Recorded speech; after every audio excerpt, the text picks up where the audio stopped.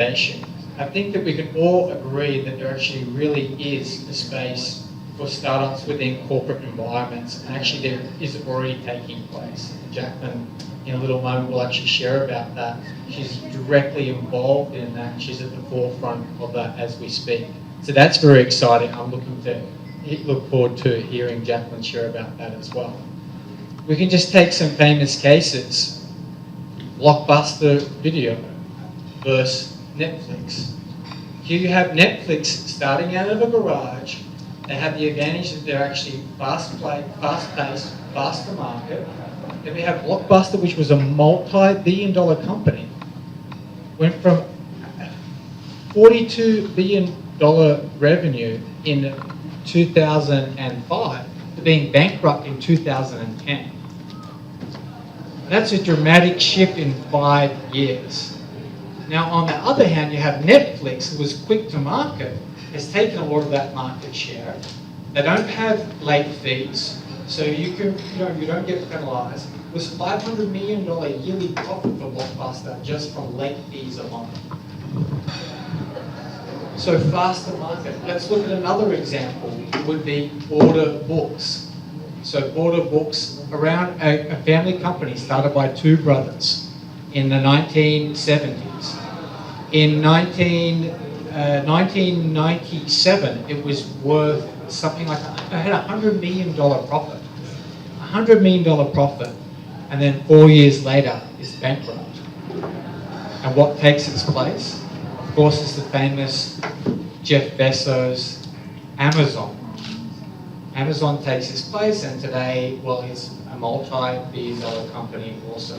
And they just started out in books as their niche market, and then expanded onto everything else. Then following suit from Amazon, of course, is Alibaba, which is out of China. He's one of the newest billionaires to hit the Forbes list. And again, they started in a garage with a small team. It was a startup organization. And one of the problems that they started out with was funding.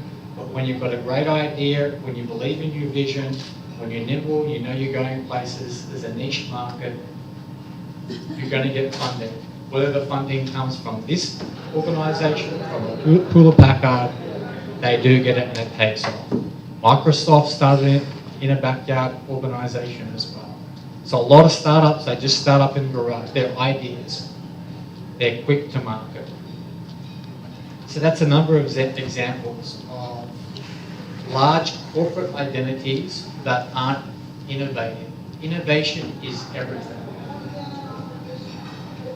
It's often said that if you're not growing, you're dying. So I would just like to get, because we've got a small room here, I would just like to get your feedback of where you're from and what you're hoping to get from this session, just quickly. New man. Which corporate organisation are you from? I work for HP Inc.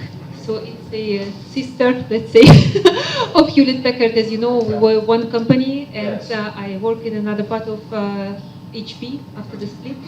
And we also try to keep the startup spirit and Yes. to reinvent the company. Okay, fantastic. Thank you. Hi, my name is Smriti Gupta. I'm a chartered accountant, and currently I'm working with McKinsey, and previously I worked with Deloitte. And from this session, I'm thinking to aim that, how can we innovate more in the corporates, because these days the corporates have become, they don't promote new ideas. So how can we innovate or build ourselves within the corporates? Fantastic. Yes, that's a great point. Coming up with new ideas. Ma'am. I'm Nikki Brantz, and I'm with Benitasoft, which is a business process management software producer. Yeah. And we're just 7 years old now, and I imagine in 5 years we are going to be completely different than we are today. Mm-hmm. Yes, absolutely. I'd like to pass the microphone. Hi, I'm Dolly Thamodiwala from Bombay. I have had a long career in the corporate sector, private sector, the topmost industrial group, that is Tata's, Tata Economic Consultancy. That's where we got our grooming in economic research and consultancy. Then I joined public sector, financial institutions, small industries development bank. And there we started financing and promoting SMEs in India. And now I'm on my own as a consultant, business people management consultant, helping SMEs and especially women entrepreneurs in India. Wonderful. I'd like to pass. Hi, Sue from Singapore. I work for a brand insight strategy and innovation consultancy, and our clients are large MNCs that are really struggling with the new normal. They know they need to change, but they don't know how to go about it. So curious to see how how to inspire the entrepreneur within MNCs. Right. Hi, I'm Shivani Lodai. I've got about 17 years of experience in the corporate world. I started my career with Hewlett Packard in India and moved on to, after the HP Compact merger, moved on to hospitality. I've worked with media for about almost 7 years with Hindustan Times and with CNN, IBM, CNBC. And about 2 or 3 years with real estate with Regis Business Centers. I was heading their West market. Now, after I quit my last job with Hindustan Times, I was at crossroads as to should I take a permanent job because I wanted some sort of stability, etc. Where one of my old bosses, he called me back and I decided to do consulting. So right now I'm a business consultant and a strategist. The reason why I'm attending this session is because I'm on crossroads within the organization as well, because I've been brought in to bring in a trajectory growth for one of their companies, and the system is very orthodox. Transition period. Yes. No, well, I'm trying to bring in the right changes, but the organization is very orthodox. They're very resistant to change, which is very difficult for me. And on a personal level, I'm really debating, should I carry on doing consultancy or should I really, after coming here, should I pursue what I really want to do, what is it I want to do, or should I just join a regular good job? So I really want yes, it's really, I'm very confused. Okay. Well, hopefully we'll find some clarity. If not at the end of this session, at the end of the conference, I'm sure you will. Yeah. Some of us are still looking. So my name is Ashit Turjani, and I'm actually born and brought up in Sweden, so blonde and blue eyes as I am. So I have 30 years of experience from the management consultancy side. I then joined as a partner in a venture capital company in Sweden. From there, I was actually recruited to become a diplomat at the Embassy of Sweden. I was actually the trade commissioner there. So fundamentally, the role was to help the Swedish companies evaluate the Indian market. And we did a phenomenal job during my time. So the Delhi office actually ended up becoming the most profitable in Asia. But as a diplomat, you are given a time assignment. And so after that, the choice was to continue somewhere else, the diplomatic field, or maybe continue with India. My entrepreneurial side of me now says that now you have the knowledge about India, you have the experience, and you have the network, so why not do something? So what I'm now doing is that I've started my own company, and I'm doing activities in the merger and acquisition side. But then there is this other startup kind of element which I'm very, very sort of interested in developing further. Because I do believe that there's a lot of innovation happening in the Nordic region. Today, India, there is a lot of innovation which is taking place as well. I'd like to sort of see, if there is a sort of area where we can bring those entrepreneurs together. Fantastic. Okay, great. Great to have you, Sharon. Great to have you all here. Basically, I started my first business when I was 6 years of age with my older brother. We were making plaster of Paris statues. And he was the manufacturer and I was the salesman. Blonde hair, blue eyes. Our target market was old ladies. We set up a stall at the front of our house and we went about selling plaster of Paris statues. And that's really how my entrepreneur life started in startups. It was my very first startup. We basically then reinvested that money and got more product and then continued that duplication. Then my brother went and sold all the profits on, he had to have the latest and greatest new toy. And he actually He bought a bike and then bought some toys. So that was actually the growth and the downward spiral of my first business. Taught you about partnership, didn't it? Partnership, absolutely. Well, key partnerships are very important, and sometimes family aren't the best choice of partnerships. That was a great learning experience at such a young age. And then actually my first major company was Bedrock Mats. We made bathroom appliances and mats and things out of stone. So they're actually quite elegant in design. I actually sold that company in 2009. And I'm actually now producing a film. So I was involved in startups in Bali, sales and marketing. I brought a large firm over into Indonesia, and we set up an office in Indonesia, Bali. We had nothing on the ground, nothing at all, but we had some capital behind us. So we started from scratch. So I have experience in the startup industry, the startup space, taking an idea, nurturing an idea, and then bringing it to fruition. I also was running women's groups in Singapore for 3 years. I just handed it off to a friend of mine who's running retreats for women, empowering women to come up with ideas and concepts that can come to large-scale businesses. You know, why can't a woman come up with an idea like Facebook? I mean, Facebook was born pretty much in 2006, and look at it today. So I think that women are our future leaders. We have Hillary Clinton, she said that there's actually our hugest untapped resource is women. And so I think that it's great having a woman panelist on today, and she has a very inspiring story to share. But I really want to also touch on I think we can all agree now that really business needs to innovate or it dies. There's so many examples. Now, innovation is not something new. I mean, if you go back into the history of the Walt Disney companies, they were doing innovation from the get-go. So this is in the 1960s. They had rooms called dream rooms, where they actually, in the corporate environment, they actually have rooms where you go in the afternoon, because once you've eaten, then you feel a little bit tired or whatnot, and in the afternoon, the sun started to set a little bit, and actually they found that that's when a lot of the ideas come to people. So they actually had rooms where ideas could be born. Google has something similar today. They actually have rooms where you can sit and meditate, and then they have like a board, and you write down different ideas and concepts that actually come to people. So it's not something new. There are corporations out there that are actually on the leading edge of innovation.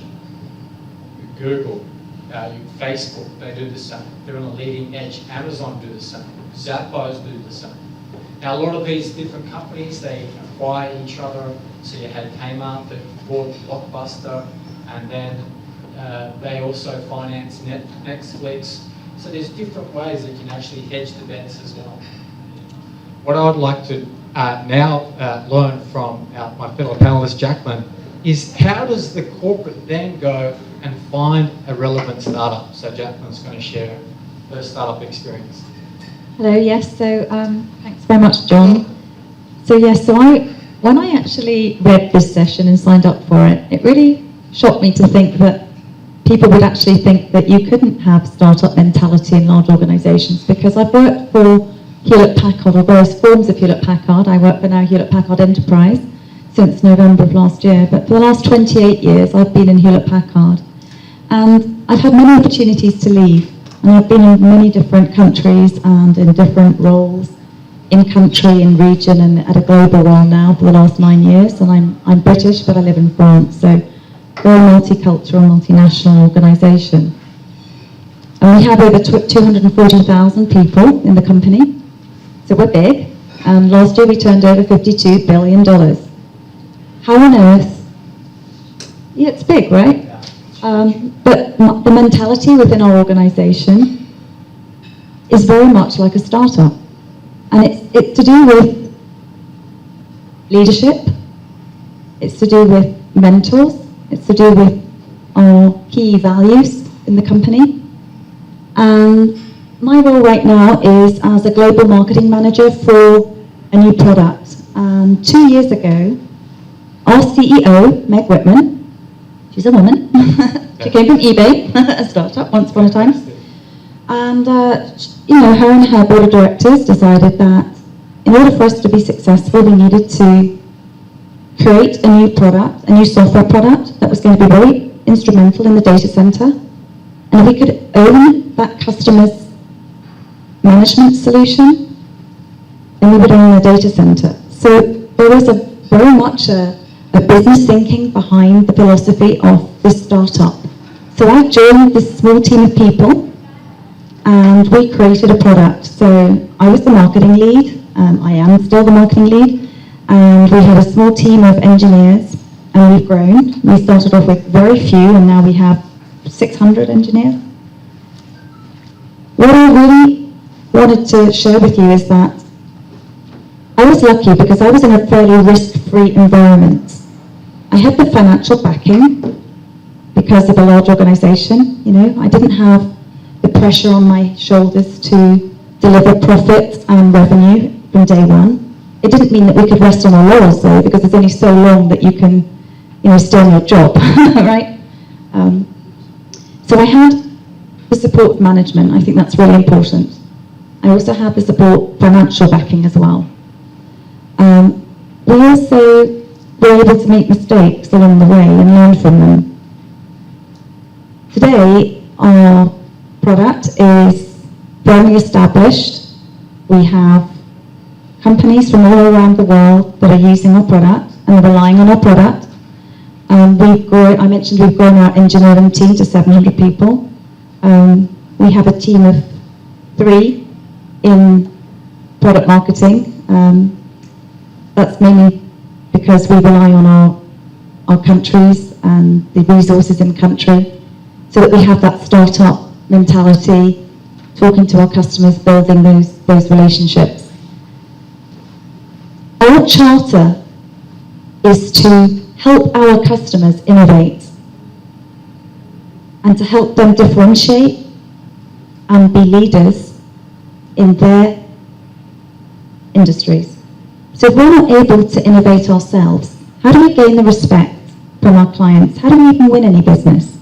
So for me, the startup mentality is absolutely critical to the survival of all large corporations. So that's really what I wanted to share with you, and maybe we should take some time to get some other thoughts around startup mentality. One thing I will say, because I think I spoke to this gentleman here, is you were trying to explain how do we match large corporations that have all this governance and infrastructure, but perhaps and have the financial backing with the mentality that is required by the venture capitalists to help invest and go very fast, because we have this reputation for being slow, big elephants. And I think the way I've seen it work is, certainly from Hewlett Packard Enterprises perspective, we have a startup program. We know where our business is, we know what we're good at, we know our key value proposition, and we know that we can't do it alone, so we look for partners. And those partners are startups. So I'm not saying that we can offer assistance like the venture capitalists to all startups, but if there is a niche that we're looking to fill and we can't do it ourselves, we will work with our startup program and embrace those and collaborate. So I would say that because we do have that financial backing, but it's for a very focused set of companies that are on the same journey as us and want to be on the same place. And I'd also say that when I started HP, it was HP 28 years ago, we were a large company, and we still are a market leader, but we have to work a lot harder now. Back then, we only had, there was the big IBM, HP. We didn't really have a lot of small companies coming very quickly, nimble, like the panther, like the leopard, with great products. So we've had to, again, in order to compete with these SimpliVities, Nutanix, NetApp, we've had to be able to embrace, act, think, and deliver products just like a startup. So I just wanted to share that. Also, just wanted to get your, I'm sure the people, well, how do you actually implement startup? So let me just ask you, does anyone think that startups in a corporate environment isn't a good idea? It's a good idea, but Yeah. but it needs support from the top management. So how do, because every top management is not supportive of the startups. So how do we bridge that gap, or like he said, how to bridge that gap between the ideas and the financial finance? Yes, I have a question. Just to support what you're saying. See, the Speak. corporate world is kind of driven on quarterly results, while the startups is something where it's a very difficult. It's finding that combination which is the tough. To further develop what you said, I think it's very true that the big corporates nowadays is engaging with startups and so on. The feeling I have is that that's very true, but it works perfectly fine in the US, where the universities are driven by research. And as soon as you come out of the US, I think it's all scattered. And maybe in India, it's not functioning at all. So that's a little bit where I see where these are. No, in India there are incubators. Today, And now it is there are developed. universities, the government is supporting this incubator concept. Yes. Which I was telling in the morning also. India government, SIDBI, Small Industries Development Bank of India, where I was working, they actually promoted this idea. There are rooms given, laboratories given, where they develop the prototypes. Our engineers are supposed to be the brainiest in the world at IITs. And IIT Bombay and IIT Kharagpur have created special facilities for their students after they pass out Yes. to take their ideas forward. The smart, There is a lot of hand-holding being done. the smart large corporations will plant the seed in the universities for their future products and solutions. So we have a lot of collaboration, and I see it not just in the US, and maybe that's because we are a not only, we're firmly established in other countries, and we're not a new company, right? So we've got longevity and experience on our shoulders.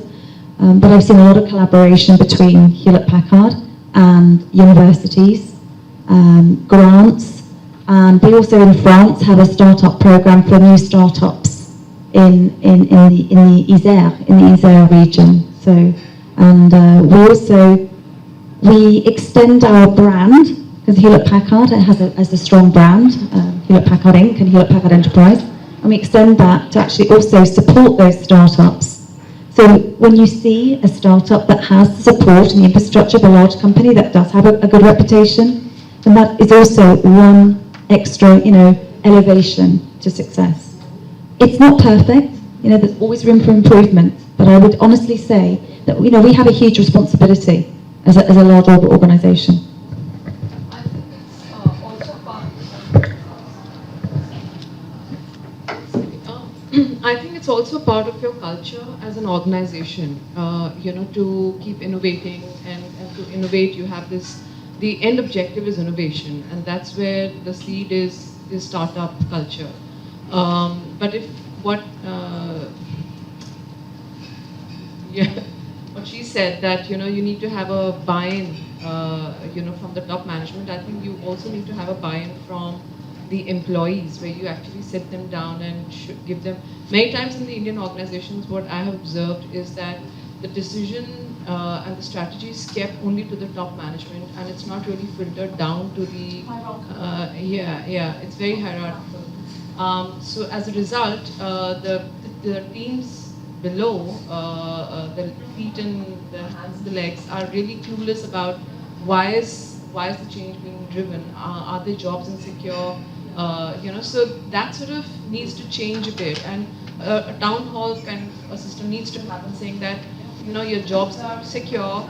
We're just trying to bring in this change because we need to grow as an organization, as a company. The industry is moving at this pace. So I know when I was at Hindustan Times, so a lot of the media shifting to digital. So the print is actually getting out. is shutting down. The Time magazine, for example, is one such company which is actually stopping the printing of the magazine and they're going all digital. And newspapers will take its time, but eventually they'll reach there in some couple of years because it's all news on the go. So the top management had to actually come down and through the editors, etc., sit down with us and say, this is what we're trying to do, changing the offices, etc. And the overall sales head had a meeting with all the other sales team members saying that if you do not get into the digital space, you'll practically be jobless after 5 years. So quickly understand and learn the digital marketing, how do you, send news, through internet and so on and so forth, and then you'll be employable. Otherwise, you're not employable. So I think the communication has to be very clear from my perspective.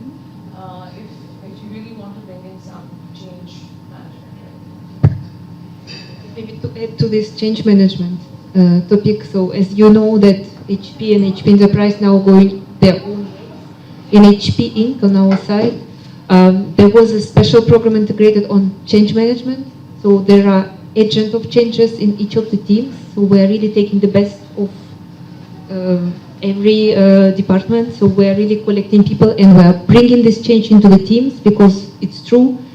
People in large corporations normally are very experienced people, staying very long, and companies are getting aging. So we're really like average age of people who are working now. For example, in HP Grenoble, it's not 25 anymore.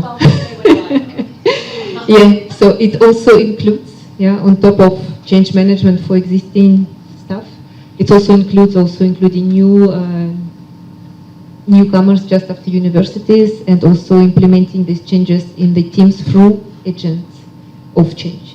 So that's a very important topic. I think the fact the statistic is in France, the average age The average age is something like 32, 35, no?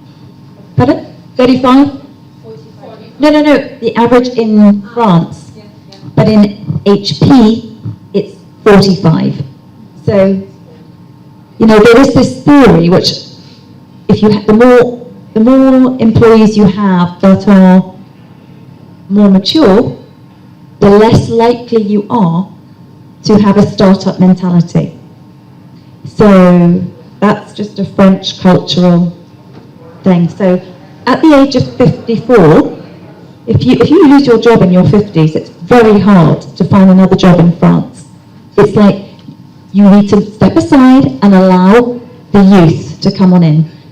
So it's just an interesting fact there. I'm going to chain on that because I was over 50 when I got my job at the startup. I was the oldest person in the company. I'm still the oldest person in the company. Right. I raised their age, yeah. It raised the average age of the company to over 30. Well, look at Colonel Sanders as well. So. I wanted to say a word about this because working in a startup, in the past 7 years, I have seen at least 6 other startups come from the folks who are in my company. So in that startup environment, they learned enough to go off and start their own companies. So there's also that element of bridging. Well, they're already plugged into the same cycle of funding that we got as our startup. So if you're in a big company and looking to start off, yeah, exactly. Well, the funding is a whole other thing. But the point I want to make. I think it's a great point. You don't have to be in a big company and leap right out. There are other steps that can be taken. There are definitely steps, and I think a perfect example, we just look at Colonel Sanders. He was 60 years of age. He had an idea, and he just went and made that idea and it came to fruition.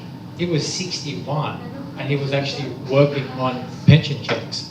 So when you implement anything in any organization, you're always going to have teething problems and challenges.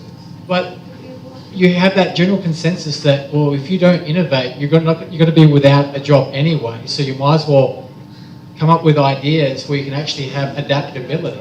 Or you can actually do things simultaneously. So you're working in the old sector, but you also have a new sector coming through. And that's what they do a lot in Google. That's what they do a lot in Apple. That's how the Apple iPhone, the we'll start off with the iPod came to fruition. They actually had a separate sector and funding was coming through from the iPod. They started out with computers. So it's doing things simultaneously and then you transition from the old into the new. Or you just cut the old and go straight into the new. But there's many different ways that you can actually do that. So there's no one clear-cut path. As being open-minded, age really isn't any barrier. History proves that time and time and time and time again. Colonel Sanders is the perfect example. 61 years of age, without a job, and now who doesn't know who Colonel Sanders is or who KFC is? Now that brand has gone through constant reinvention, constant realigning, a name change.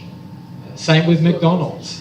So it happens, they start small, they go big, and you have to adapt, you have to adapt. It's an ever-changing market, and in the digital market, it's even more dramatic. So you have another question? I have two interesting kind of examples because since you have the knowledge about this entrepreneurship with big companies. So I have two examples from the Scandinavian region, and both the companies you would probably be aware of. So company number one, Nokia, used to be one of the absolute big brands. Oh, Finland, yeah. On your phone. I missed your phone. Right, and they were the leaders in the world. I had the pleasure meeting the chairman who was very clear that we want to maintain number one position. And it just went, within a couple of months, somebody else came. So there is my question. What was their mistake though? That is my question. Their mistake was they didn't see it coming. They didn't see the smartphone. And still they were spending. They were focused elsewhere. Right. They didn't see it coming, and it was their demise. And they did not move. They stayed thinking they could be the big elephant that had the leadership. If we, Hewlett-Packard, had stayed on our laurels 20 years ago, we would not be here today. We would have been gobbled up. We had to move. But don't you feel that somehow along the line, not only that they missed it, but somehow they never were able to even catch up? Because today They have never caught up. They have never they're caught up. gone. They're gone. I mean, Gone. they're bought out by Yeah. Microsoft. Yeah. Right. So that, Yeah. that is what happened. But what Yeah. I'm saying is, What a shame. What a shame. is the technology space going so fast? Mhm. So even a big giant like Nokia was not able to repair that mistake? I mean, Yeah. that's the question. That's a very good question. Because they had the Mm. resources those days. And they were Mm. using, Yeah. but still they were not able to sort of identify what's actually coming. I am sure there must that's- be a that's one Harvard example. scholar out there, or, and I'm sure there's an Do MIT. it. Yeah, I'm sure there's So an that's one MIT example scholar. to kind of, think about, and for you guys to Yeah. go deeper in. The other example, which is also a remarkable story. They were first to market. So they invented the very first mobile phone Right. back in the 80s. And then Gorbachev is seen with it. It was about the size of it, bigger than a house brick. So they were first to market, and that's what brought them to leaders. I mean, they were, in 1997, they were turning over $400 billion. Right. So market leaders, and then 10 years later, they're sold to Microsoft. So they didn't innovate their phone to move to the Android or smartphone. Right. And they actually did see it coming because it was leaked a long, long time ago with the iPod, and then everyone knew that, okay, a new phone's coming. It was leaked to the market. But they didn't even try and develop a model. It wasn't till years later, till like 2009, they actually came out with an Android type phone. But they run it on the Windows, and they teamed up with Once Microsoft. again, that's an interesting question to kind of evaluate. Well, what does your chairman say? The chairman of Nokia that you know. What does he say? What was the demise? What were their reasons? I met him several times at the embassy of Sweden. I mean Finland, because it's a Finnish. Oh, yeah, Finnish, yeah. And he used to constantly tell the same thing. We are number one. We will maintain number one position. Yeah. And that's how we are very confident. And he was a very confident. If you do not know your customer, if you do not know what their needs are and what their growing needs are, how they think, how they interact with your product, what is missing from your product in order to make them happy, that whole customer experience, you have missed the plot. And I believe that's what happened to Nokia. They were arrogant, they believed that truly their user interface was going to see them through. but they did not see Apple, they did not see the smartphone coming and being the crutch for every single one of us. How many of you, if you leave your phone at home, will drive back to get it because you can't possibly be without it? But this still surprises me because he did actually even tell me that they have a research center in Silicon Valley. Silicon Valley. Yeah. Still they are missing. So there is Maybe we'll see them come back with something else in the future. I hope so. I hope so. There is something deeper here, but you know, it for you guys to kind of do some research. But Well, that's culture. That's culture. Could be. That's within the culture. And you said firsthand that we're going to be within #1 market leaders, so it's within the culture. Okay, the second example which I have, where I feel two companies identified their weakness and they did address it. So once again, it's a Scandinavian example. Sony, one of the brands of the world in consumer electronics. And then you have the #1 player in telecom communication, Ericsson. Together, they formed a new joint venture, Sony Ericsson. And the idea and the ambition was, we want to challenge Nokia. Yeah. That was the ambition. Okay? The two Scandinavians are now taking up the challenge, right? Today, none of them are around because they actually didn't innovate with the movement where the market was going. I'll share with you, they innovated in the wrong direction. And the whole idea is that Ericsson, the technology kind of masters, Sony with the consumer kind of thought process in their mind, they would bring out something extraordinary. And they somehow decided that they wanted to go into that very expensive niche. That's what they wanted to do. That niche somehow never actually got established because from underneath it was coming. Cheaper models were actually making the So doesn't that come back So to two companies a lot are of getting- company culture, the culture within the organisation that leads to believe that without innovating, without coming up with a new product, that you're going to be a leader. Whereas innovation within organisations like Google, Facebook, Amazon, Zappos, they actually have innovation teams. So it's a part of their organisation. Even if you go to their corporate office, it's very innovative. It's not like you're in an office at all. It's almost like a playground. And what that does is actually harbours innovation and actually it incubates it. They have incubators there. And it really comes down to corporate culture. And that's what we've seen. I mean, the coffee industry is one of the oldest industries going around today. Yet you have someone like Starbucks comes in the 80s, and now they're a phenomenon. Everyone's heard of Starbucks. They don't franchise, they own all their own stores. It's because of their values and the culture that they harbour, and then filters down. It's almost like you have a CEO that has the vision, and then they have a boulder there, and they're trying to, it goes down to the senior management, then from the senior executive down, and down. It's like, I bet if we played Chinese whispers right now, and I'll whisper something to the lady here, then it would go back, we would end up with something completely different.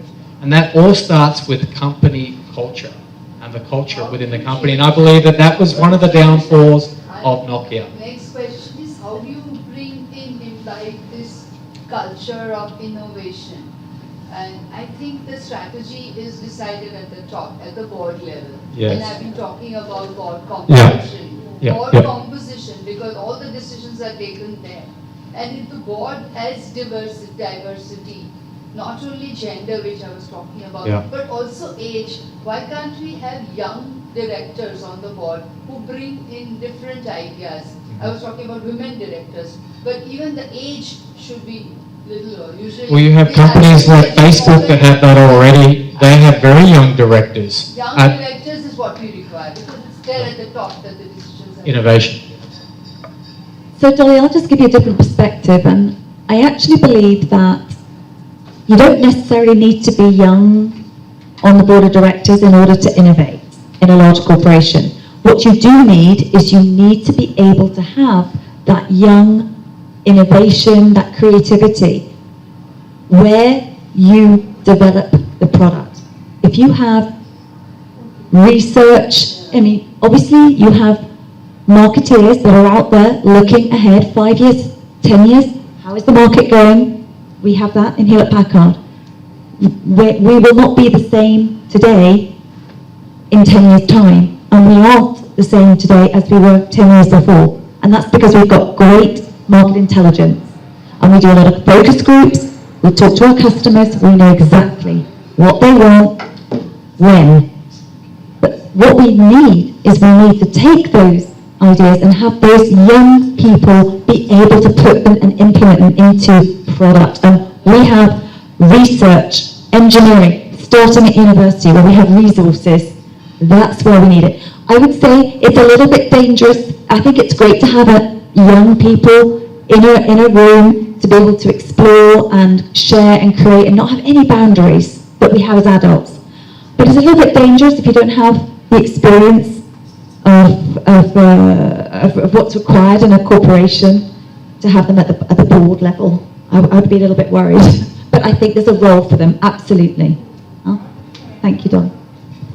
Right, we just have a few minutes now before the session is concluded. Do we have any more questions from the floor?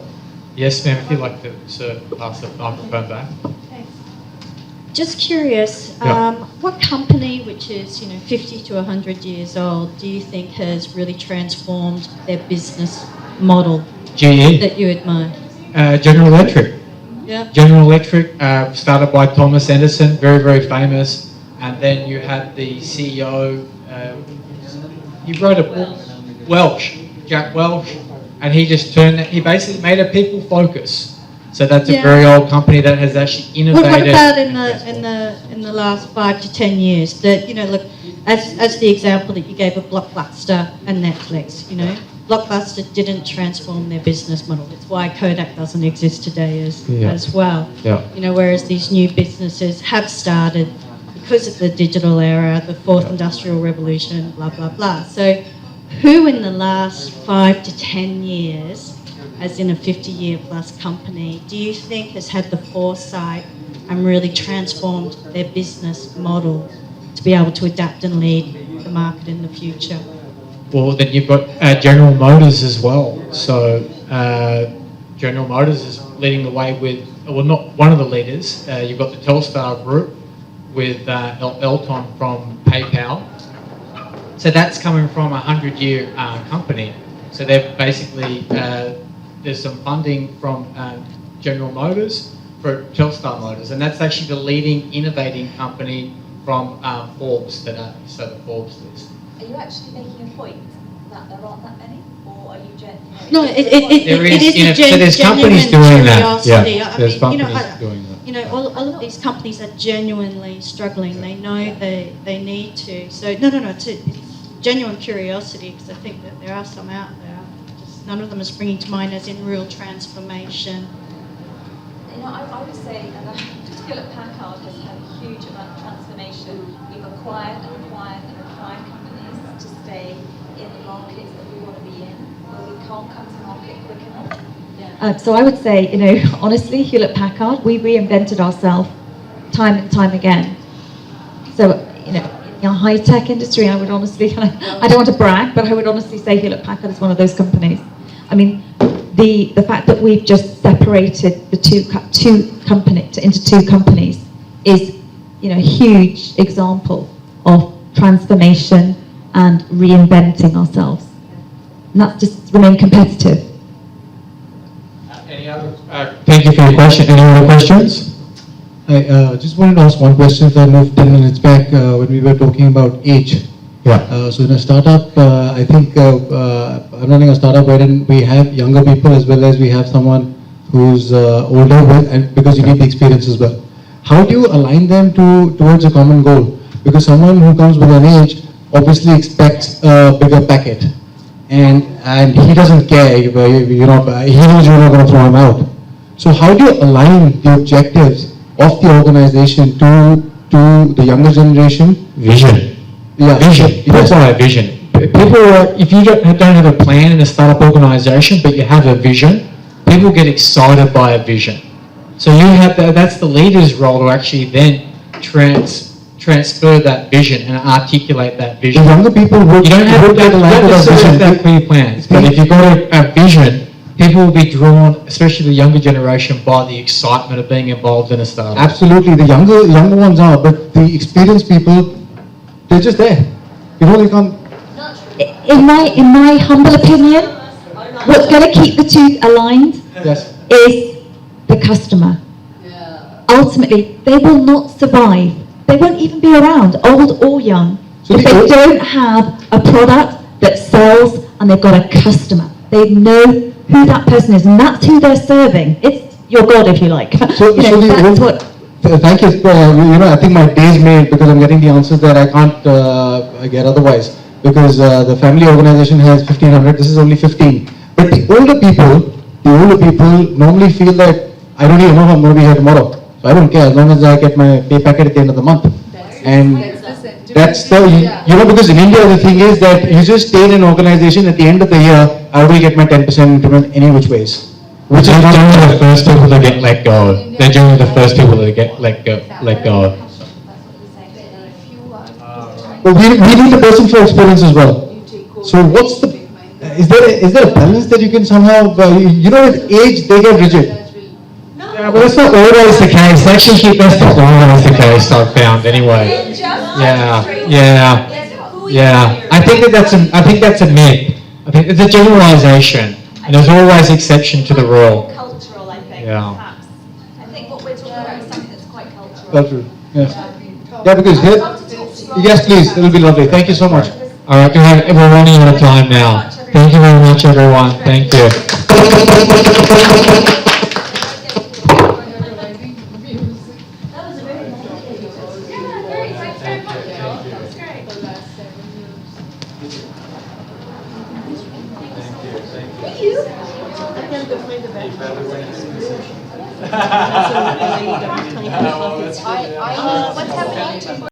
Others. I think as entrepreneurs, it's very important that we stay in a balanced and focused format as many times during the day and as many hours in the day as possible. And I know that, setting up a startup for entrepreneurship or setting up a startup for a new technology business, it really doesn't matter in the end. As long as the leader of that organization is energized, they can actually translate that to their staff and make a difference such that they're able to achieve the goals that they have set and make it a successful startup. So that being said, the fact is E is equal to MC squared, which means energy is equal to mass, and mass is equal to energy, likewise. So similarly, we should look at ourselves as energy bodies that are radiating vibrations at a certain speed. And this is what makes us positive or negative. I'm going to talk a little bit more about that. But we all have a biosphere, which is the most interesting part. The biosphere extends 1.5 feet from your navel and surrounds you completely. So we are actually calibrating through the entire conscious at all times. And this is why when you meet someone, they say, you're on my energy wavelength. That technically there is actually a wavelength of energy crossing from my body to that body that tells them a message or tells them the energy quotient. So you should look at your own body, at your energy body especially, as a great bank of energy. Now thinking of energy levels as a bank account helps you to keep it topped up. There are many times when you will see that you're feeling low in energy. I'm going to show you a trick that's going to be a big help in making sure that you can garner your best energy and create your masterpiece. You are a multidimensional being. The energy of the planet is calling for all of us to raise our vibration, and it's time to step up. Doing this one little exercise, which I'm going to teach you, called Super Brain Power Yoga, ensures that your energy level is at the highest. So like I said before, if it's a bank and if energy was money, would you invest it in things that don't give you a return on investment? Similarly, we should invest our energy in those things that we know will give us a return on investment. And when I say this, what I mean, for example, is watching TV. There are some programs on TV that are fabulous, but a lot of times there are just disturbances in our lives. There are also the thoughts of other people who put the program together. So you would like to really bring in the thoughts that would make you feel better, help you become a better version of yourself, and improve your energy level. So as I mentioned before, we all have a biosphere. And because this biosphere is full of this amazing energy, you can talk to different people and feel connected within 30 seconds, or you might meet someone and not necessarily have a pleasant feeling.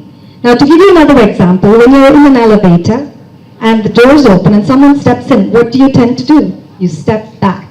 Because it's a very natural response that you do not want your energy circle to be encroached by someone else. And that's why you use terms like, I had a negative vibe or a positive vibe within a few minutes of meeting someone. So the other thing that I really like as an example is, have you ever gone to the beach and come back feeling sad? It's very rare. People love going to the beach because the salt water is a natural ionizer of your outside biosphere from negative into positive. And I remember my grandmother picking up salt and doing this ceremony that made me feel instantly, and now I know scientifically and by metaphysically, those were nothing but pure science and quantum physics that makes a difference to how we feel. So that being said, I'm ready to show you my trick. And I believe that the body is a machine and it needs to be kept moving. The more you move, the more agile you are, and the energy keeps circulating, bringing in good energy, just like a bank investing, and then taking out things that you don't necessarily need. So the super brain power yoga was actually invented in India many years ago, and it's called Uttak Baitak because that's what our grandparents did to us, discipline us. And without realizing it, it's a great way to put a child back into focus and to be able to increase their energy levels, to be able to achieve well in their studies or focus on the game and so on. Squats, we call them squats.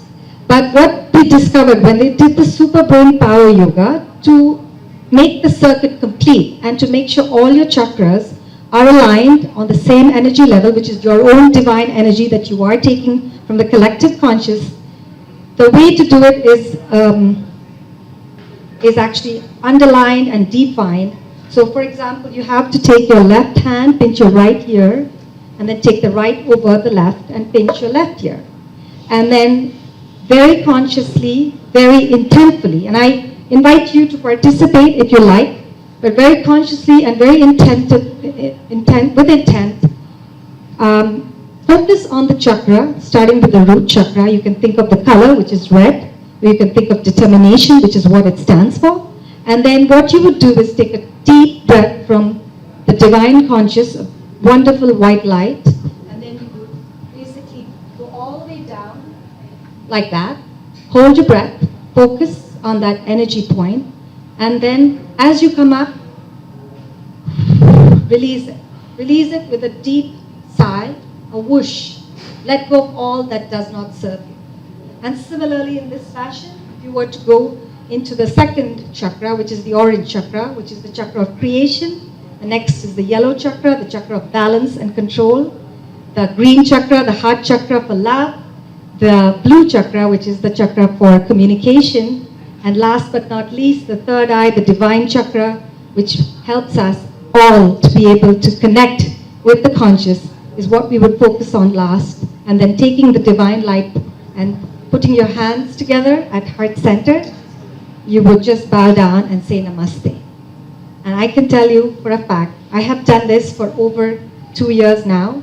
I cannot imagine living my life without it. It's one of the most amazing tools that helps me to overcome stress. It's one of the most amazing tools that balances me when I'm feeling overwhelmed with an obstacle or a challenge. And typically I do it first thing in the morning, even before I've had my cup of tea.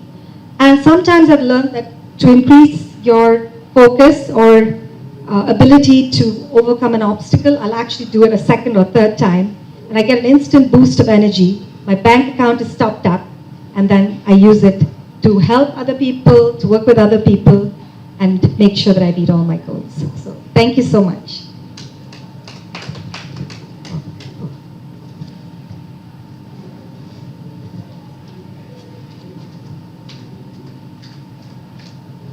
Good afternoon.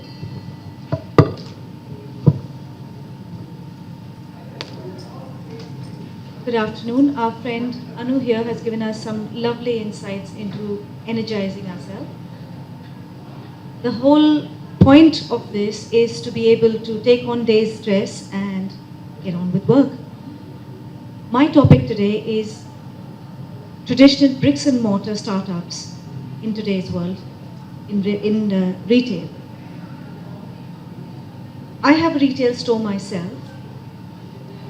I have chosen this way in today's day and date, knowing and fully aware that the world is going e-commerce way. I grew up in a reasonably modern family in 70s and 80s in Mumbai. And in those days, we didn't have anything like computers or e-retail. We went to a shop. There was a guy across the counter, usually men. We were shown products. There could be anything from jewelry to clothes to even lingerie for all you care. They were shown over the counter. We chose, we paid, we bought. Then came supermarkets and chain stores. That reduced the interaction between the salesperson and the customer. Now, in today's date, we have e-commerce, we have supermarkets, and we have a traditional store like mine. My store normally is what we would call traditional bricks and mortar, simply because I still have my two little lovely sales girls. I still deal in the same traditional way, not over the counter, but we do treat our customers on a one-to-one level. We do have walk-in customers who expect that one-on-one service, and we're very happy and very proud to give them. I deal in home furnishings, soft furnishings. I think fabric is all about feeling, seeing colors, enjoying the textures, loving the embroideries, going home with something that you have known.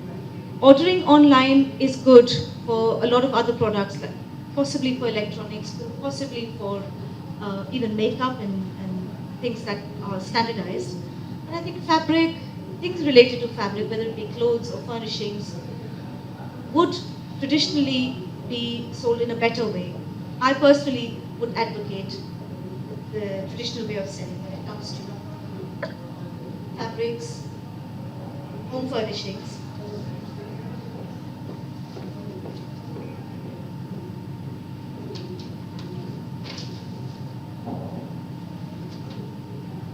How would you like to go with your boyfriend, husband, into a store and help him buy you that special ring? Or would you rather order it online? Definitely over the counter, in a jeweler's shop, feel pampered, feel special.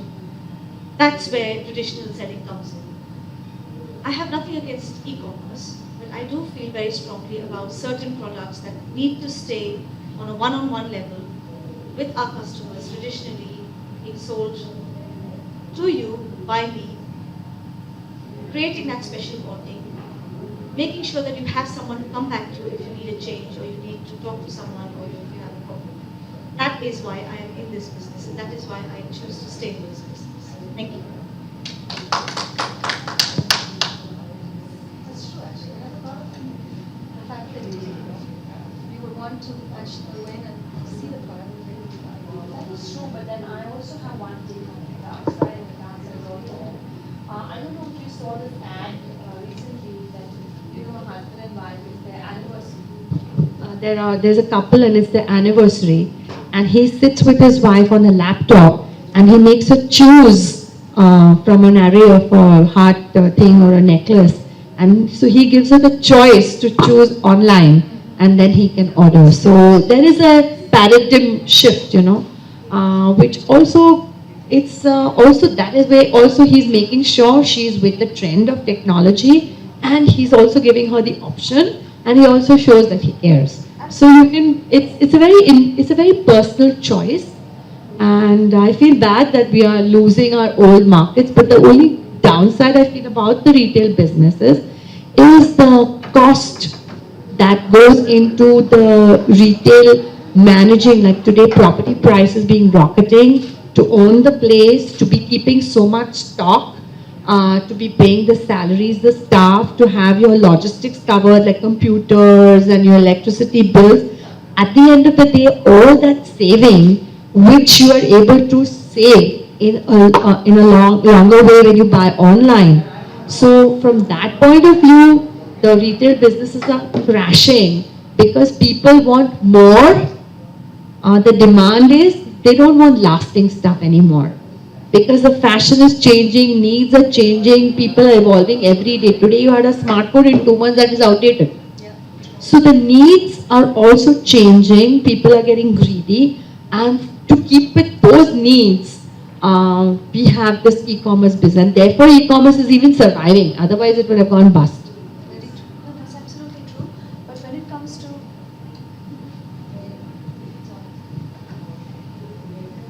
Do you know the advert you talked about where the man is showing him? My personal experience, many times, and I'm not talking about standardized products like electronics and mobile phones, things that are things like jewelry and clothes. What you order is not necessarily what comes to you. Yes, that was an advertisement, very nicely put advertisement because it did hit home with you. You did relate to it. But coming to personalized products like jewelry, clothes, furnishings, we are at a point where we are at an economic boom when it comes to e-commerce, but it's yet to be seen how long this boom lasts. Because I personally have seen many e-commerce sites come and go bust in India itself. People like Amazon and Flipkart have survived because they don't have their own products, they outsource it. Logistics, when you talk about real estate and staff and all that overheads, that's also needed in e-commerce. You need the delivery boys, you need to employ extra staff, you need warehousing, you need computerized systems, you need a lot. I personally looked into it and I know the kind of logistics that are actually needed. It's not cost free. What the drop in prices that we are seeing right now are investor discounts. Investors are investing big money, whether they're coming from other countries or they're multimillionaires here who are investing in.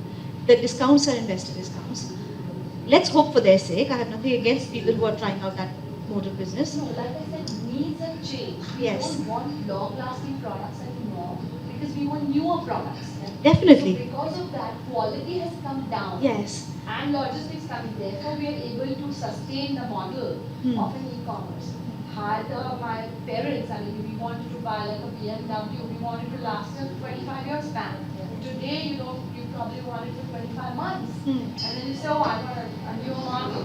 So even in the larger costly things, you want this thing. Now suppose like I would buy real diamond jewelry and I have lots of it.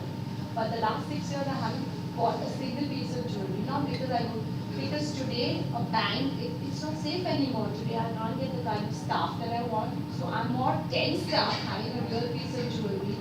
When I go to give a ROI, a return on investment, I'm not getting so much more different. Secondly, because every day I don't want to repeat my jewelry more than ever. So if I'm going to buy the real jewelry, let's start with a 1 lakh or 2 lakh. If I want to go to a party, I want to change my thing every time. I don't want to be seen in the same jewelry. And that mindset of having new and the need and the greed to be seen different things. Absolutely. That is changing the pattern. That's definitely changing the pattern. Again, we're talking about quality versus quantity as well. So that's what I'm saying. We don't care about the lifespan of a product. We care about the needs, the change. And also, okay, every business has its own pros and cons.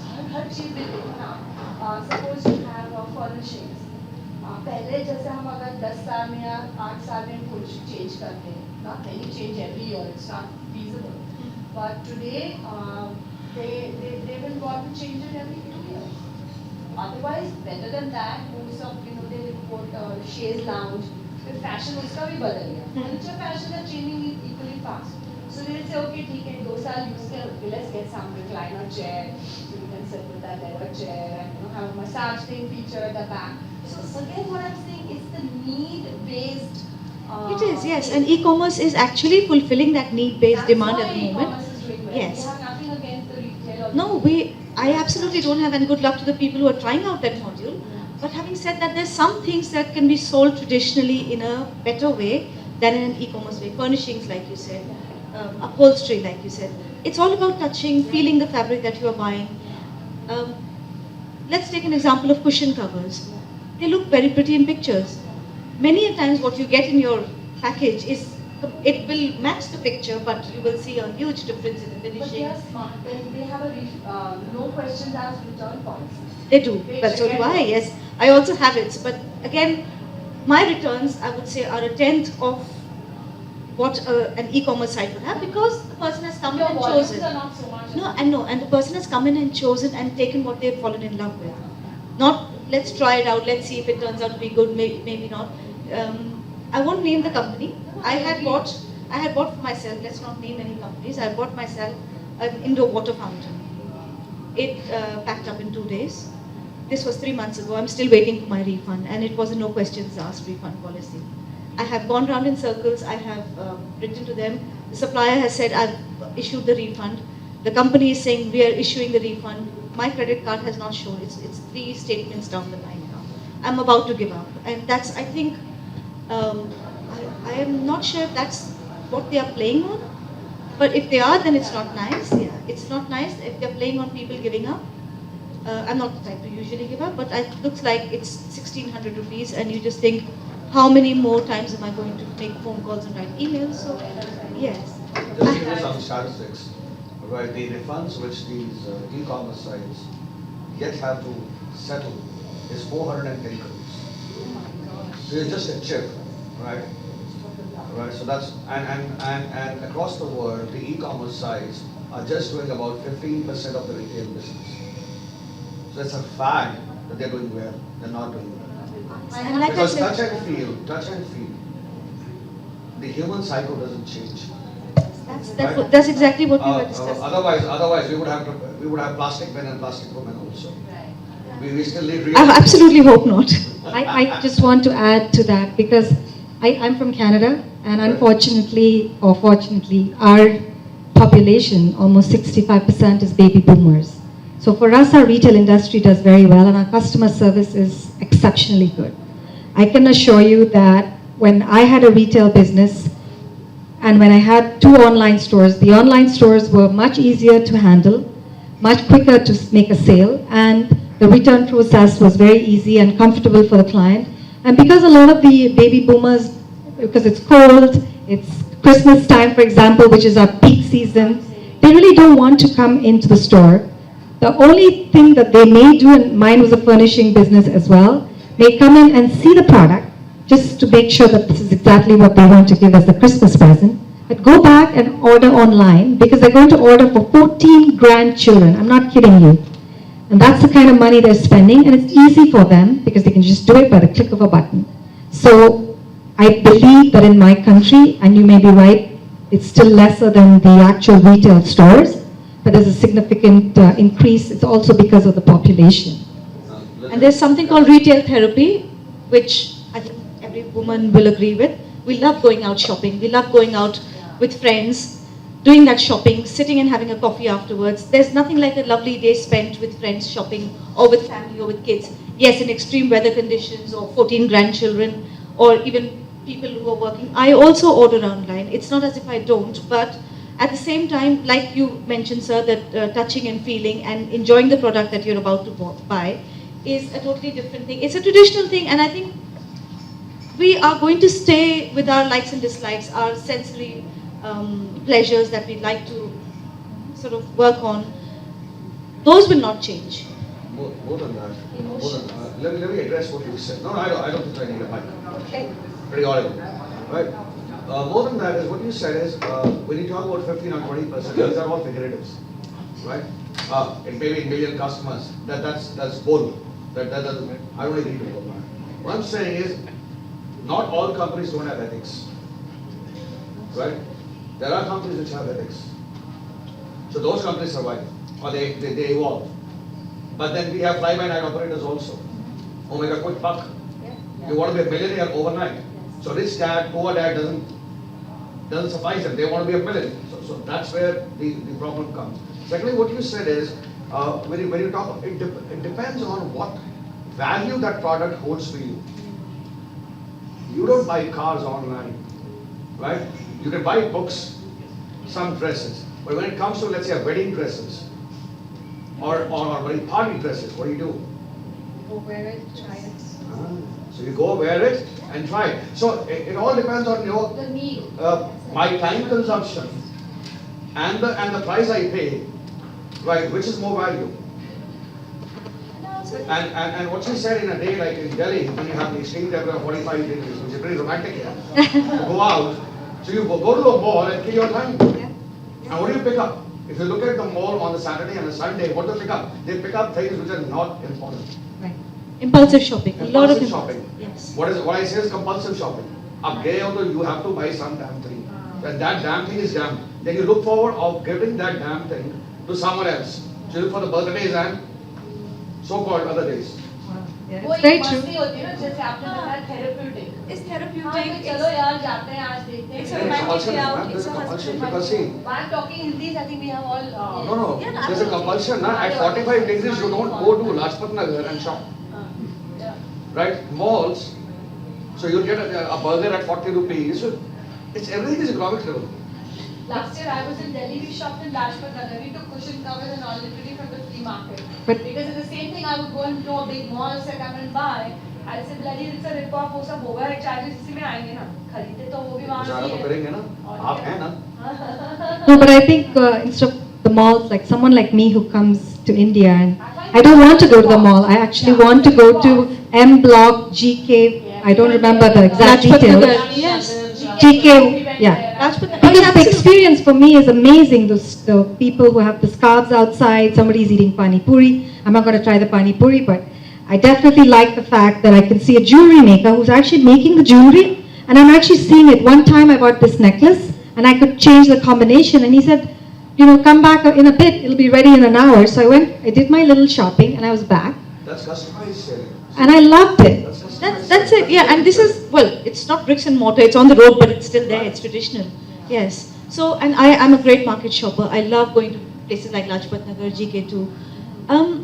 Yes, the excitement of shopping has reduced a bit because of our daily life. We're busy. Weather conditions are not good. Parking, traffic. Those gaps have been filled by online marketplaces. But at the same time, shopping is shopping, and shopping is a girl's pleasure. And Sir is here I as think I'm well. the only guy out here right now. No, we love having you But here. you know how much women love to You shop. know how much you Well, earn. when you get married, you jolly well know. Yeah. Well, No, and you know that how much percentage of your pocket is going in your women's shopping. yes. You never calculate because that gives you a depression. But a happy wife is a happy life. So let her shop. Take her shopping today. But the only good thing. My problem is. Sitting here, so I'm hearing all this. So wonderful. are you You're very lucky. or discouraging me? We're talking the pros and cons. Thank you, ma'am. The discussion has reached a stage. Absolutely, absolutely. We just set her up on a shopping trip today. Yes, We we would love did. to shop Well, suddenly live and I have a ENT problem. But one thing I tell you, going back to the 14 grandchildren, and I wanted to say this because Christmas is a crazy time, and one of the products we were manufacturing was beanbag chairs, extremely volume. You couldn't even fit like 4 beanbags into a sedan.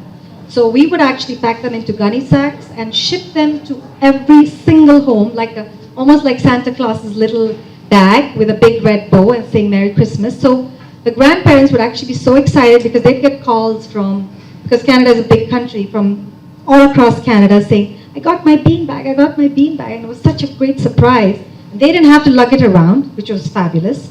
Or sometimes the family comes to stay in one place, but the beanbag's been delivered, they all enjoy, they don't have to just lug this thing around, which is going to cost them a ton of money to pay freight. It's all about policy and ethics. There has been gaps in the traditional ways of shopping which have been filled. I think they're both complementing each other, but what remains to be seen in the next few years, yes, which one actually outsurvives the other, which I personally I think we will be going back to traditional ways soon, simply because of a lot of lack of choices in the sense it's not personal anymore. It's not about being together and shopping. It's not about the day out.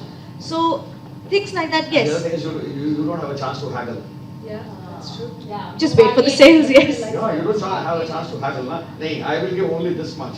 On an That's online, fun you as can't do well, that. yes. But That- I've seen the younger generation, the way they are addicting themselves from childhood to mobiles and apps and all.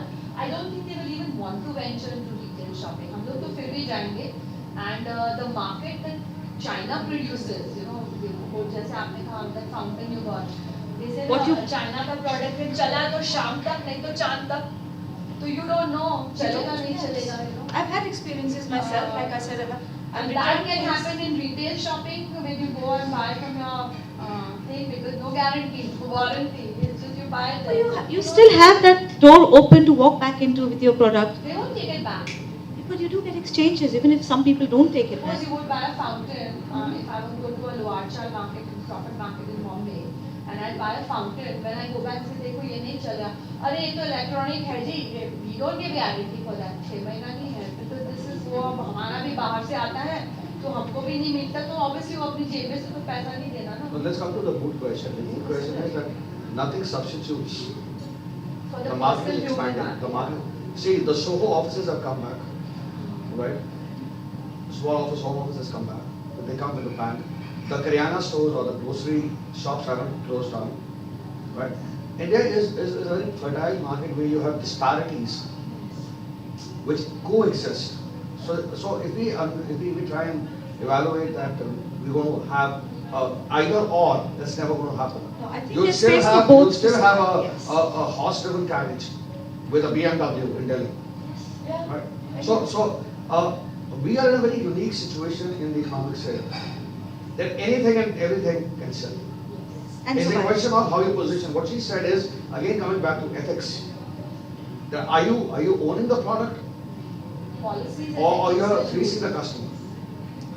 Again, policies and ethics both ways, online and That's it. Both ways. That's It can it. happen both ways. It's not necessarily that if I walk into a store and So let's go ahead. I think I'm excited to hear you more. well, We just You finished. should have finished. actually that. she's going to she's going to actually, can you please show your Well, I'll Share what I spoke about earlier. Sure. I'm not sure if you can put the presentation back. Thank you. So basically, I talked about in tandem with my colleague here that we need a lot of energy as entrepreneurs, whether it's online, offline. There's tons of obstacles, logistics issues, and so on. I always believe whatever you're doing in life, your energy level has to be perfect. And it's not always perfect because of different things that happen to us during the course of the day or what happened the day before, and so on and so forth. So what I want to talk about is power your energy to empower and win the world. And so the simple fact is that we're all like banks of energy, and E is equal to MC squared, which means mass is equal to energy and vice versa. So you really want to make sure that when you work with your energy, you make sure your bank is full or at an essential level of your quotient, energy quotient, so that you're able to not just be doing your work, but actually focusing in creating your masterpiece. So that is something important. And to give you the best example, we all have our Annamaya Kosha, which is our food body, which is our physical body. And then we have our biosphere that extends a foot and a half from your navel, and that is your energy body. So this energy body is constantly calibrating in the whole conscious at a certain number, which can actually be measured by quantum physics. Which is why when you meet someone, you right away say, I had a very positive vibe, he's on my wavelength, and that's exactly what happened. An electromagnetic wave crossed paths and you connected. To give you another example, when you're in an elevator and the doors open and someone walks in, what do? You step back because you don't want that biosphere being encroached. So these are small ways in which you're controlling yourself or protecting your biosphere from getting affected. But at the same time, you want to not just be protecting it, but energizing it enough so that the positive ions in your biosphere are more than the negative ions. And so I'll ask you a question. When you go to the beach, how do you feel? When you go for a swim in the ocean, do you always come back feeling good? A beach holiday is the best thing. It gives you rest for your mind, heart, and soul. So that being said, the simple reason was that the salt water ionizes your biosphere's negative ions into positive ions, which is why you feel so good. And this is the explanation, which I understood very much later in my life, but when my grandmother used to do the nazar removal or the good ceremony to make me feel good, instantly it will make a difference. And now I understand that that's quantum physics doing its part in our body and helping us. So one of the tools that I use to guarantee that your bank is always full of positive energy is something called Super Brain Power Yoga.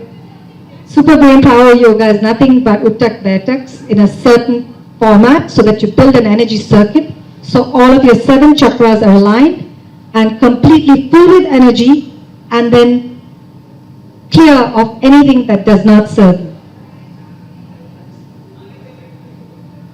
So this is one of the things that I've always believed in. You're multi-dimensional human beings, and if all of us could raise our vibrations to a certain level of quotient, for example, Mahatma Gandhi or Jesus Christ are at the highest quotient of 600.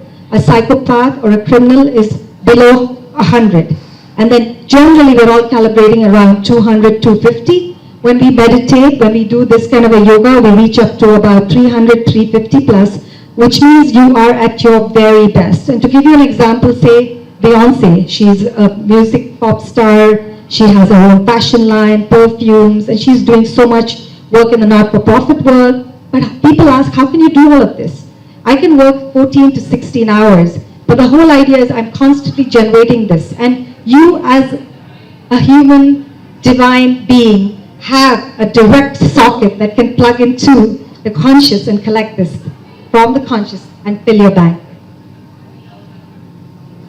You are the CEO of Me Inc. So if you are the CEO of Me Inc. and you are fully energized and positive, then you can take forward your staff, your entire team, and overcome all obstacles. Refresh your mind, delete your problems, undo all your mistakes, and save the happy moments.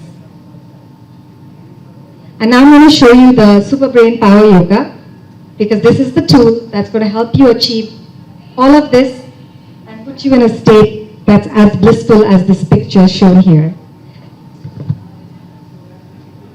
I'm going to ask my friend to hold the mic, but if you can hear me, I can just practice. So, well, yeah. Oh yeah, if you'd like to keep do your it. hands free and let's. I want the mic. Oh, I want to invite you if you want to join us. You want to join us? I always believe At Karo, then we can come and join. Yeah. I do believe that our body is like a machine. It was meant to move. In fact, the joints in our body have gaps which contain synovial fluid. And when the synovial fluid reaches overcapacities, that's when you get a joint pain. And when you go to chiropractor, they release it. So as long as we're doing this kind of a yoga, which is both physical and mental, it'll definitely make a difference, both in our physical body and in our mental state. So what we want to do in this exercise is really basically think of all the 7 chakras, starting from the root chakra, which is for determination. And this circuit, which has been proved by Harvard University, has helped children, has helped adults, and they do it multiple times. So left hand, right earlobe, right over left, cross, pinch your earlobe, take a deep breath, inhale all the amazing white light, westerly direction. Because we're electromagnetic waves, we are affected by the compass, which is why, or the Earth center point.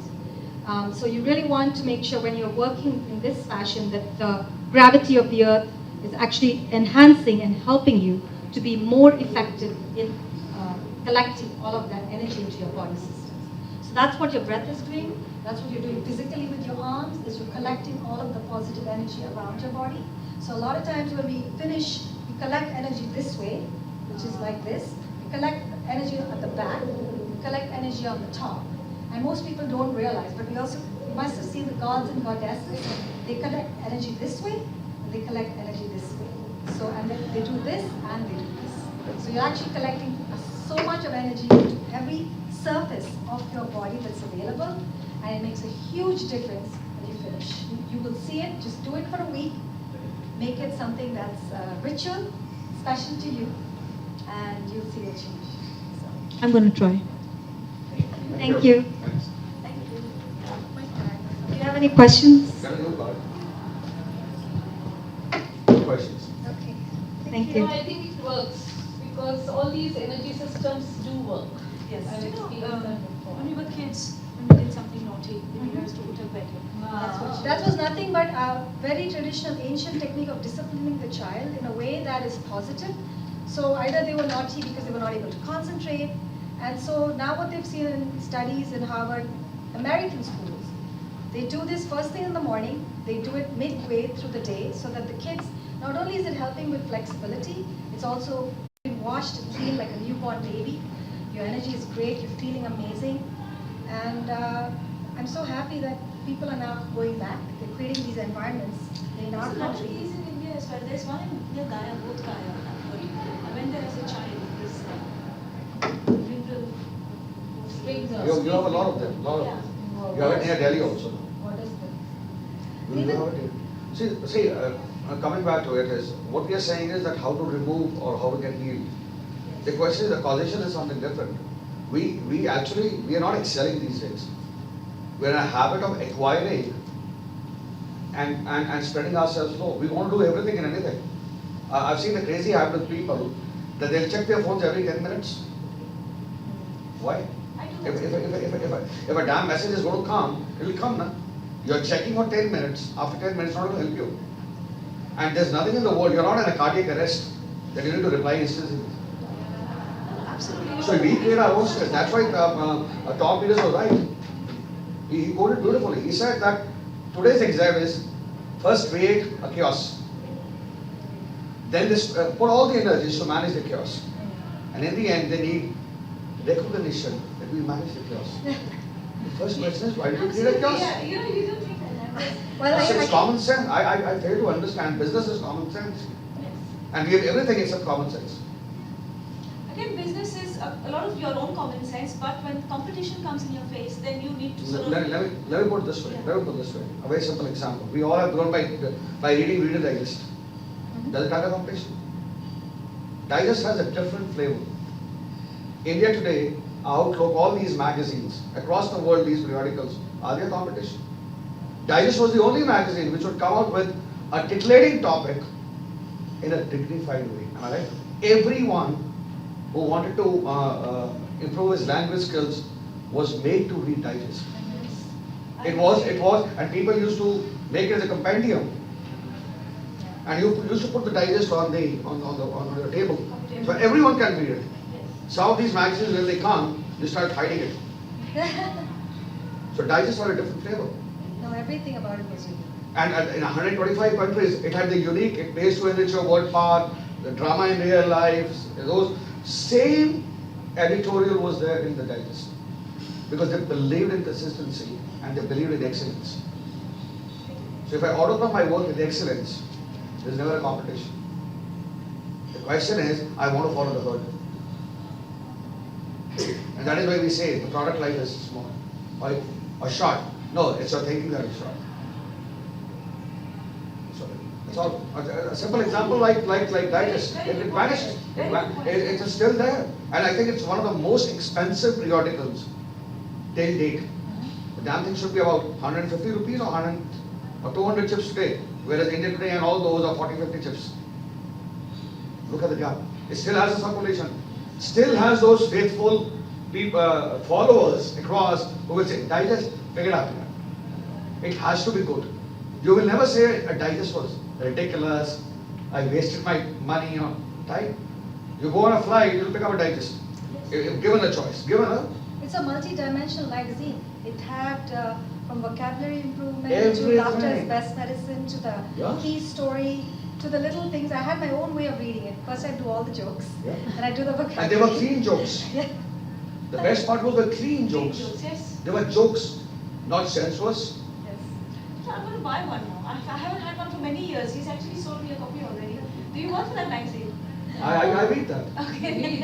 I read that. Do you mind, sir, I ask, are you in business yourself? I'm an executive coach.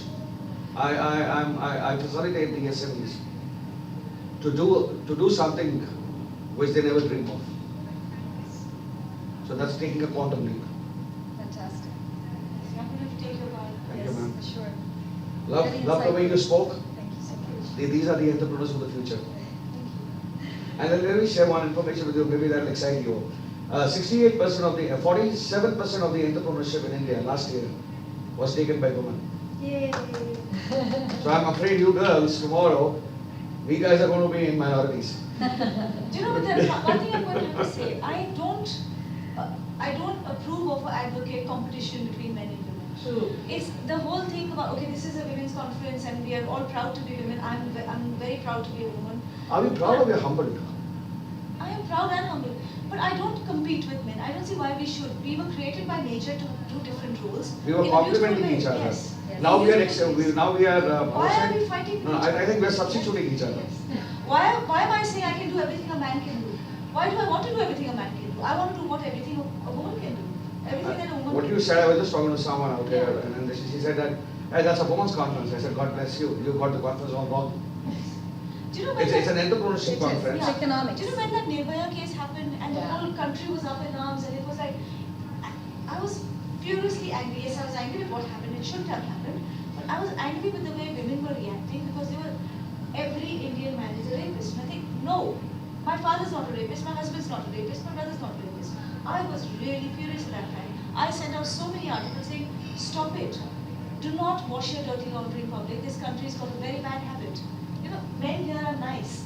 Men here are protective. I have been out on my own and I have had strange men escort me back home because they felt like they needed to protect me. And I'm talking about my teenage years in my early 20s. They didn't have to, but they're gentle and they're here in India. Why are we fighting? What are we competing with each other? Because it's easy to condemn, easy to construct that everything is black. Difficult to see there's a whiteness in the black also. There's nothing as black, it's absence of white. That's the way to put it. Perception, paradigm shift. So anything which is sexiest, which is sensuous, which your being is being threatened, sells. Because basically, we've lost the sense of being beings. Exactly. And I think it's a lot about the media. They sell what people want to buy. बेवड़े गुजारा नहीं करना इतने सारे channels हैं, इतने सारे क्या करेंगे यार बेचारे अर्नब गोस्वामी को कौन नौकरी देगा That's a good. तुम सुनोगे नहीं तो वो बेचारा क्या करेगा have a heart यार he has to earn his livelihood I know. He'll find a better one, don't worry. A more honorable one probably. why don't you take him as your expert look at the Should I go there? Super great power yoga all day long. I'll go there. Chal, thanks nice meeting Thank you so much. Thank you. bye thanks Let me give you my card. yeah sure Let me take your stuff from my. And are you in Delhi or? yes I'm in Delhi I'm in a village known as Noida Okay, I'm in a village known as Gurgaon. oh great Yeah. bless my God In a Please come to my village town. known as Port Credit, actually, right in Mississauga, in Canada. artist hey artist Is it? I happen to marry her Well, I bought a painting. No, I make garden products. Very nice. oh thanks It's Come practical. on. Pottery. Wow. That's my little store in Gurgaon. You are a fantastic show. Don't say little show. It's little, but it's fantastic. That's It's a personal That's store. it. Absolutely. I like to call it little because it's a one-to-one personal little boutique that I enjoy running. Great. Very meeting you, Purita. Nice talking to you. And God bless you. Yes. And do well. And we'll be in touch. Absolutely. I think The I'll phone need call some away. counseling sessions myself. Okay. So Bye. thank you. Thank you. Bye. so Take care. much. Thanks. Thank you. What's your name? Harpreet. Harpreet, oh my god, my best friend's name, Harpreet Kaur. Okay. Oh, you should. What's your name? I'm Sunita. Chaitanya. Yeah. And you're from? I'm from Chennai. We are jewelers. Okay, nice. What do you do? I heard all Traditional bricks and mortar jewelers or online jewelers? Look, come on.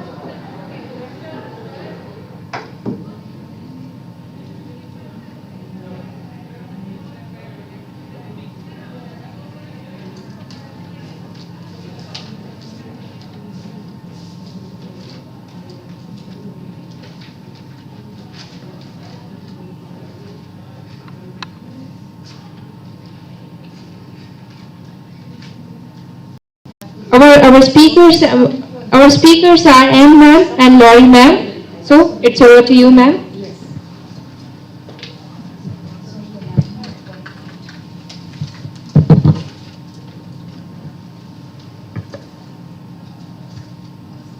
All right, good afternoon. So, we all have a choice. We can live life by default, or we can live life by design. We can choose a life of mediocrity. We can choose a life of meaning. Okay?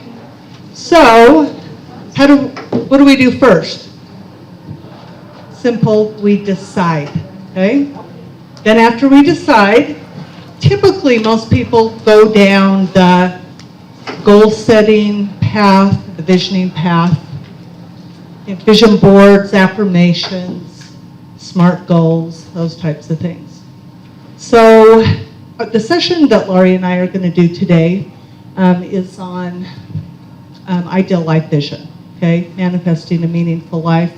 I call it Life Vision 2.0. So I'm going to, just kind of a heads up, when I go to a class, I like to know kind of where we're headed. So I'm going to take maybe 25 minutes or so and do an introduction on a really unique way to set goals. Okay, one that has changed thousands of people's lives for the better in all areas. So I'll do the introduction, and then Laurie is going to walk you through the process so that you can try it out yourself. Okay, so we'll do that maybe the second 25 minutes, and then we'll have a few minutes at the end for questions. Okay, so I'm actually going to introduce Ideal Life Vision through a story. And it's my own story that started long, long ago. I'm going to say 28 years ago. Okay, so that's a long time ago. At that time, my husband and I were just getting out of graduate school. Now, back up just a little bit. When I married my husband, he basically said to me, look, Ann, if you will put me through 6 years of college, I promise when we get out, we will be rich and you will never have to work another day in your life. And my first mistake was that I believed him, okay? But nope, that is not what happened, because what happened after 6 years is that he took an entry-level position, okay? An entry-level means it's kind of code for we're going to pay you peanuts in Washington, D.C., which at that time was the most expensive city in the country. And he went to a Ivy League school, okay, which really just means that you now have tens and tens and tens and tens and tens of thousands of dollars of student loans that you now have to pay back. So here was the problem. This rich bliss lifestyle that he promised wasn't happening because we made $24,000 a year, which is $2,000 a month, and $800 of it went to student loans. $800 went to our rent in Washington, D.C., leaving us $400 for everything else for a family of four. Okay? During that 6 years, I had 2 little girls. So this meant that I actually had to keep working. But I didn't want to leave my babies in daycare anymore, because at that time in my life, I just wanted to be a stay-at-home mom. So instead of putting my kids back in daycare, I'm like, I'm going to start a business, because I heard that if you started a business, you would be rich, right? Just start a business, you'll be rich. Okay, well, so I started a business, and I went in the hole. So I started another one, and I went in the hole. And I started another one, and I broke even. And I started another one, and I made $100. Fifth one, $200. So I started 5 businesses. And it wasn't getting us anywhere except, breaking even or in the hole. So things were really, really bad. My dreams of 6 years, I just got to get my husband through school, and life's going to be good, and we're going to be rich, was not happening. And it all came to a head this one particular weekend when, we're married 7 years, and we can't even go out to dinner. We can't afford to buy, go to a movie, unless our parents paid for it, which is really embarrassing. After 7 years, you have to go out with your mom and dad so they can pay for it.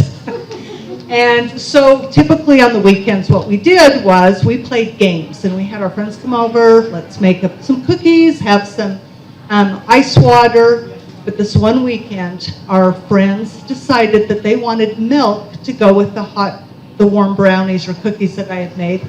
And they were good friends, so they just walk in and help themselves to a cup of milk, pass it around, and ultimately throw the new container that's now empty into the trash can.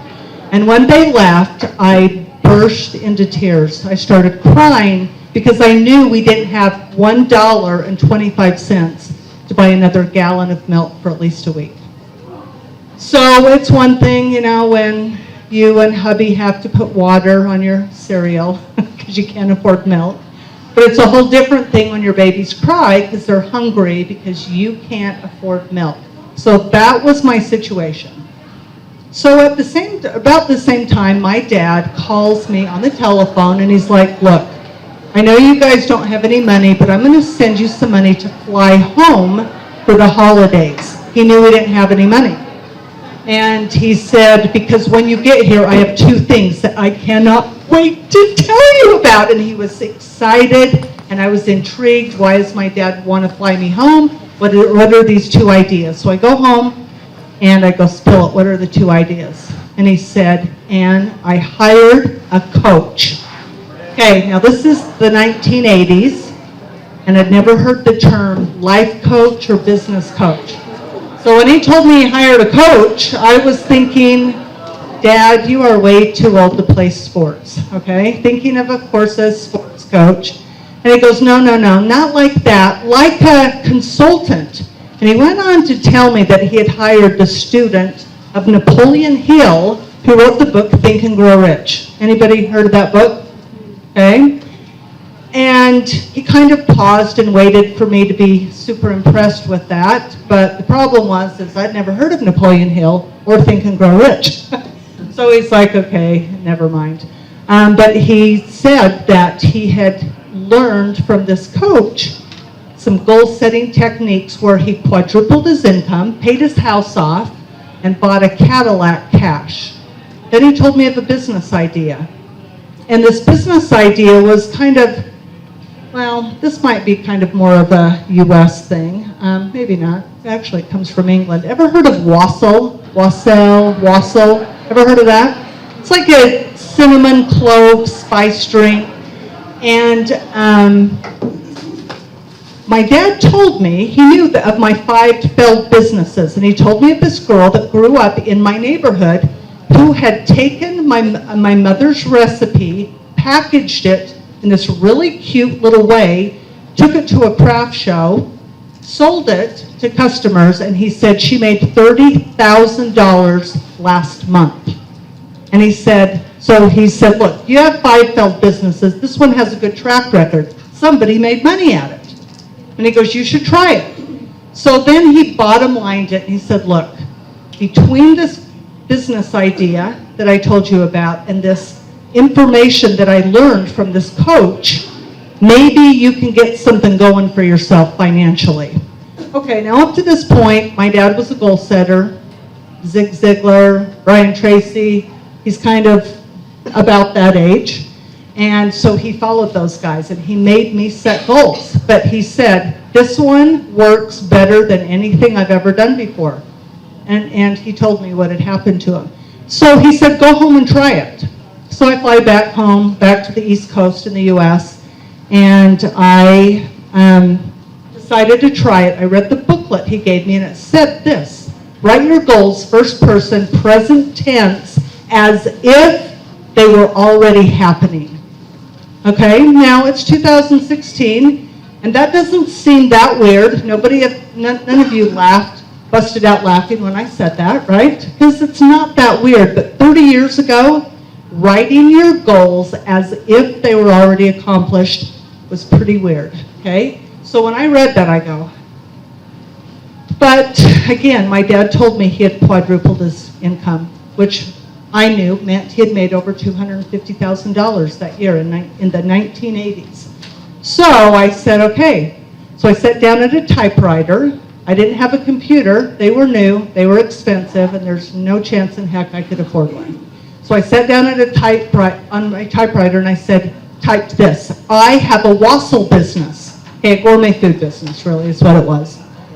By December 31st, 1989, I make $20,000 selling 6,000 bags of wassail at 6 craft shows.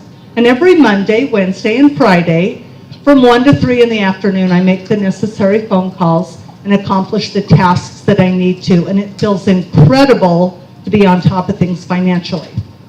Okay, so I typed twice, it was maybe this long. And I remember thinking, that is a lie. Like, I don't do any of that. But that was how I was supposed to write it. And then I did it for physical fitness and relationships. And when I was done, I had about a page and a half. And I remember thinking, that was really weird. Oh well. So I thought I was done until my dad called me on the phone and he goes, did you do it? I go, yeah, I did. And he goes, did you record it? And I said, record it? What are you talking about? And he goes, part 2. Go find the booklet. There, sure enough, part 2. Now record it in your own voice on a cassette tape recorder. Remember, this is the 80s, with Baroque music playing in the background. Well, you can imagine if I thought part 1 was weird, what I thought about part 2, okay? And I remember going, I am not doing that. And so I frisbeed the book into the trash, and I wasn't going to do it till the next day, whether it was the bill collectors calling, saying you need to pay your bills, or maybe it was my kids crying because we didn't have any food in the cupboard. But I decided to go do part 2, record it. So I went to the library. I asked the librarian for some Baroque music, and she giggled a little more and busted out laughing. And I said, what are you laughing about? And she goes, honey, that's Baroque music, not Baroque music, okay? And she started handing me Handel and Mozart and Beethoven, and yes, I knew who those were. So now I go home and I take my cassette tape recorder and my Baroque music. I guess Baroque was on the brain. I was broke. So took that home and I recorded my first ever life vision. So if you can imagine this, I have my kids play tape recorder. The music's playing. I have my typed paper, a little microphone, and I start reading my life vision, and I'm feeling really stupid, okay? Because I'm reading stuff that wasn't true, okay? And I'm reading it, and I'm almost done recording it. And my 2 little girls come running in the room, screaming, fighting, Mom, she's pulling my hair, get her off me! And they're screaming and yelling and fighting like sometimes kids do. And all of that noise is now on my recording. So I have to start over, and I have to put my kids in front of the TV and lock the door, rewind, read into the microphone, my life vision again, and again, something happens, the phone rings, start again. 5 times, I start over. It takes me 3 hours, okay, kind of like Tina, sorry. 3 hours to do something that should have taken me 15 minutes, okay? Finally, it's done. I get it. My dad told me, listen to it every day. And I do, and it's fantastic. Until the 3rd day when I hear myself say, I make $20,000. And I thought to myself, yeah, right, Ann. You've never even made $200 at a business, and now you think you're going to make $20,000. Get real. So I'm sure some of you have had those little voices in your head that said, hey, yeah, whatever, you can never do that. Okay, we've all had those. And the bad news is I listened to the voice. So when the voice said, get real, I said, oh, 20,000, yeah. I've never even made 200 at a business. Get real. And so I thought, what's realistic? And I decided to go from 20,000 to 5,000. Not even that I thought I could make 5,000. Let's just say that if I didn't make 5,000, basically I was going to get thrown in jail for not paying my bills. So 5,000 is the new number. But here's the deal. The thought of having to go back to re-record to change one word, no way. I'm way too lazy to do that. So my lazy self says, look, Ann, you know when you're going to say 20,000, just say 5,000 over the recording. Okay, so if you would have seen me back in the 80s, I would have maybe been listening to my life vision on my Walkman. We didn't have iPhones or iPods back then. We had Walkmans, okay? These big tape recorders that you listen to, okay? And I would have been listening, and then, okay, here it comes. 5,000, okay? So I would just say 5,000, and everyone looked at me like I was weird. Why did that lady just say 5,000? And that's what I did, and that worked really good for another 10 days. But imagine listening to the same thing, your voice, over and over, saying the same thing every day. After about 10 or 12 days, I started daydreaming, checking out. And so I didn't say 5,000, okay? And one day I noticed that I didn't say it. In fact, the recording was rewinding, and I thought, did I even listen to it? And I kind of panicked. I thought, how am I going to accomplish my goals if I can't even focus on them for 10 minutes? So I called my dad's coach, and I said, hey, you don't know me, but my dad's one of your clients, and I just have a question. How am I supposed to accomplish them if I can't even stay focused? And he interrupted me, and he goes, did you record it to the music? And I said, yeah, I did. Why did I do that? What's really funny to me is I went 2 weeks without ever wondering, I wonder why I'm recording it to this Baroque music. And now all of a sudden I'm like, yeah, why? And he goes, oh, because it puts you in alpha, and it's in so many hertz, and blah, blah, blah, and it's so scientific, it all goes over my head. And I'm like, can you say that like in English this time? And he's like, oh, my client just walked in, I gotta go, just keep listening, it's gonna work, bye, click. He hangs up on me. So needless to say, I didn't want to bother him anymore. I wasn't paying him, maybe my dad was. But I kept listening, and sometimes I was focused. Okay, 5,000. Other times, checked out, don't even say a thing. I hope you guessed the end of my story. I made $19,500. Okay, 500 short of what I put in there. Okay, and I was thrilled. I was, in fact, beside myself because I almost doubled my husband's income. Okay, and so he said to me, Ann, way to go, put a 0 on the back of that for next year. Of course, I put him through college, so I didn't know my math, so I'm trying to like 20,000 with a 0 on the back. 200,000, and he goes, I'm just kidding. But the more I thought about it, I thought, if I can sell 6,000 bags of wassail at 6 craft shows, maybe he can double that. If I can retail, maybe I can retail and wholesale. Maybe I can do 3 products or add another product instead of 1. And so I redid my life vision after 1 year of listening to it, and it turned into 7 pages, typed. Okay, and I recorded it that year. Oh, and by the way, I was too scared to do 200. That was just beyond my ability to comprehend. But I did 100,000. That year we made 93,000. My husband quit his job, started working for me. And within another 2 years after that, we actually hit $1 million US dollars in our gourmet food business. So I'm going to just say, thank you. Ideal Life Vision worked for me 20 years ago on a cassette tape recorder. Okay, now we've got technology. We are a little bit smarter about manifesting, okay, that kind of thing. So, just to nutshell, what is a life vision, okay? So, life vision, you heard the story. It is a combination of clarity and focus. The clarity, my current life vision is 10 pages typed single space. That's a lot of clarity. The what, the where, the when, the how, the emotion, the motivation. Okay? What's that? Is it still, the goal is still that? She's asking if it's still wrong. No, I sold that a while ago. But, so the 10 pages is a combination of physical, spiritual. So it's all of the areas of my life. But it's written, it's me living my ideal life, and it's not all true, okay? Some of it is.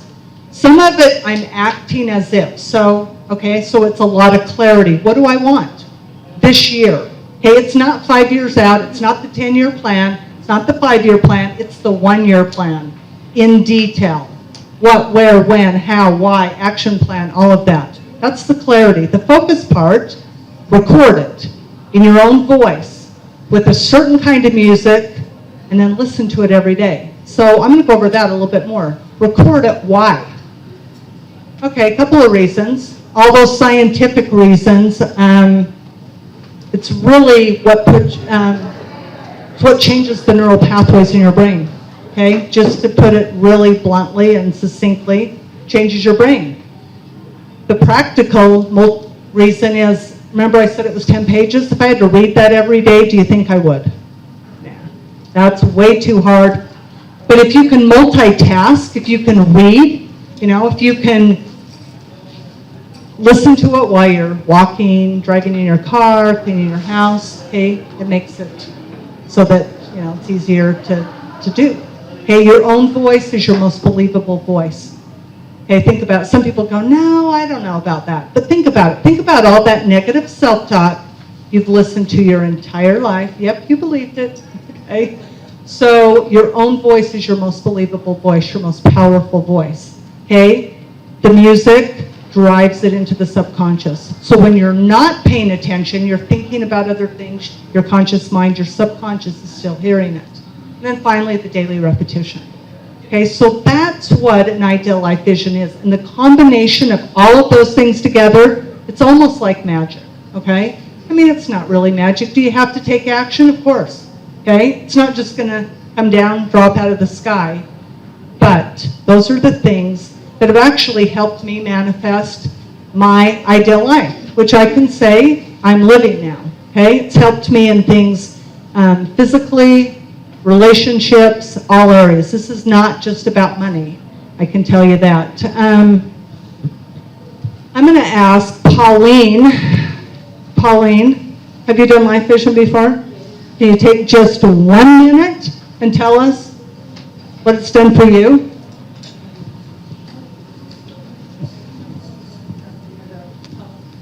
I'm Pauline Suted. I'm from Kenya. And I remember when I was in a boot camp, in an entrepreneur's boot camp, something like this, but for young people at the bottom of Masai Mara. And I met a friend. And later on when I was thinking, I thought that guy was really rowdy. And when I went back, I looked for him. And I asked him, what you do? And he says, I do this, and this. And in fact, the lady who does it, she's coming in a week's time. Would you want to meet her? But I said, why not? It doesn't have to meet someone. And that's how I met Anne. And I was introduced to ID Life Vision. And I went through, I got her online program and I went through it.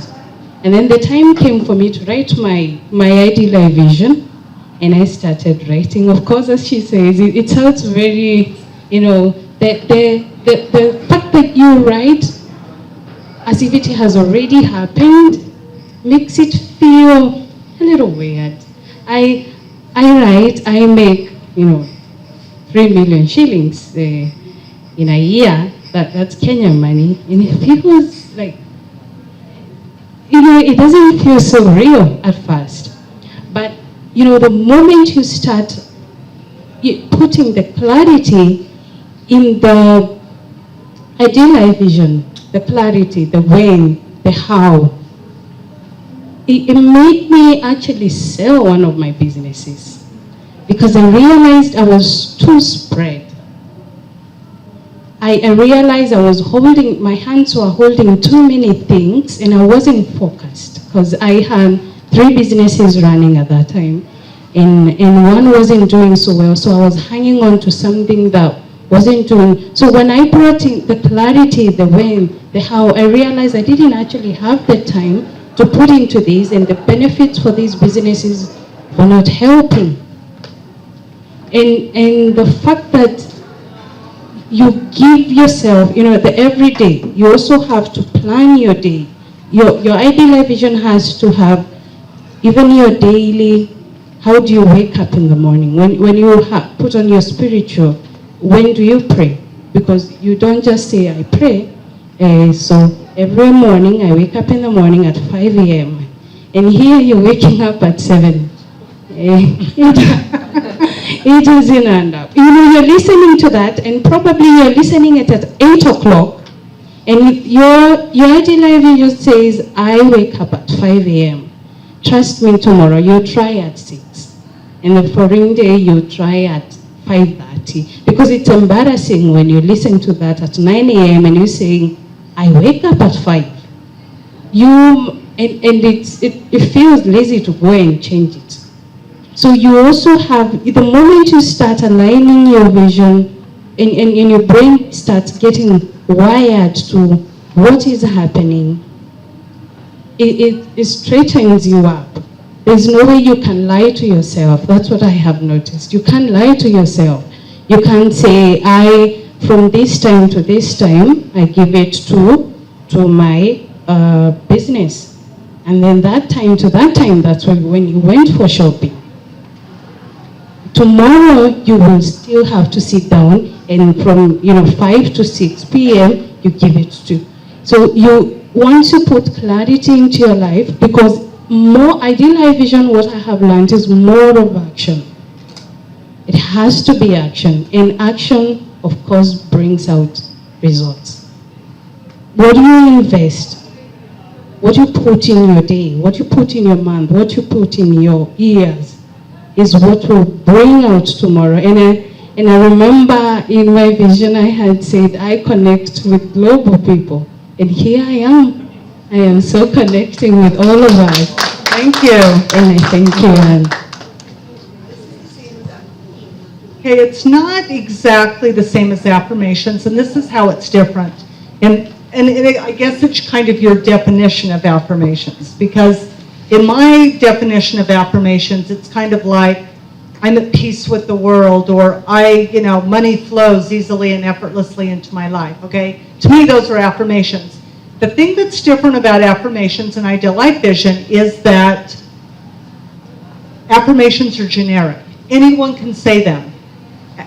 And they're single sentences typically. Put it on a Post-it note and stick it all over your house and read it every time or you see it.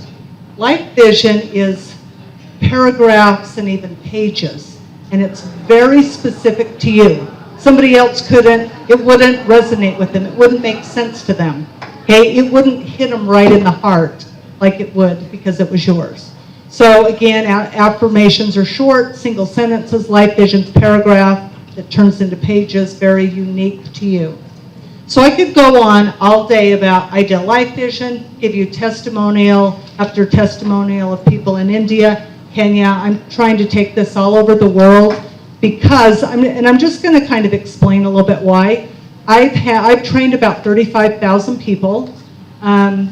This is a company I started about 10 years ago because it worked for me. I will tell you in the beginning, 20 years ago or 25 years ago, people saw that I went from poverty to having money, and they wanted to know what happened.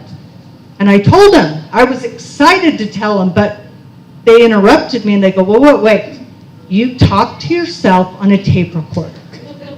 And then they busted out laughing, and I went, I'm never telling anyone about this, okay? Because I was young, and I felt like people were laughing at me, because they go, you talk to yourself on a tape recorder. And then they thought that was so hilarious, and they weren't getting the correlation of things that we were doing. And so we had to kind of make a different company. So Global Life Vision has the humanitarian part with it. So Laurie is going to make this a little bit more, she's going to give her, talk about her experience, tell you a little bit more, but let's not just talk about this. This isn't a theory. Let's actually do it, okay? And of course, to write a really good life vision, it might take you 5 hours. So we're not going to even come close to getting it done, but what if you could just get a taste of what it felt like? So I'm going to quit talking now and let Laurie talk. You getting a little bit excited about some things now? Your brains are going crazy now, right? Well, a little bit just that I want to tell you. A lot of times, because you're even in this room, when you see the words manifest and meaningful and things like that, those are some things that already ring true in your heart. And I remember for the longest time, I always heard how to be a masterful manifester, right? But the fact of the matter is, every single one of us are master manifestors already. Everything you have in your life is manifested because of the thoughts that you think, the habits that you create, and the energy that you create. So when Einstein said everything is energy, everything is energy. It's this process is a science. So the energy that we create in our thoughts, our habits, and our actions create our results. And so sometimes I think it's a falsehood to think I'm a masterful manifester, because we all are. The good, the bad, the ugly, all of it above. And another thing is that sometimes when we describe doing these, the steps and the process, sometimes they say, oh, it sounds like too much work. I don't want to do that. So if you think for a minute, especially all of you who have come, how many of you have come from outside of India? Quite a few of you, right? Did you make any plans to do that? When you come to a foreign country, you have to plan ahead a little bit, right? Yeah. You have to plan to get a passport, a visa, make sure you have any medications that you need, do a little shopping, plan some shopping you're going to do there. So you Google things, right? Google everything. What can I do while I'm there? What kinds of things are acceptable to do in India? What are not acceptable to do in India? All those kinds of things. You put a lot of plan into it. So I think it's interesting that sometimes we put a lot more time into planning a 2-week vacation than we're willing to put in the time to plan very important decisions in our life. So when in this process, it can take, when Anne was saying, it can take about 5 hours to write a life vision. Some people say, oh, that takes too long, I won't do that. But if you only took 5 hours to plan your trip to come across the world, you wouldn't quite be prepared yet, would you?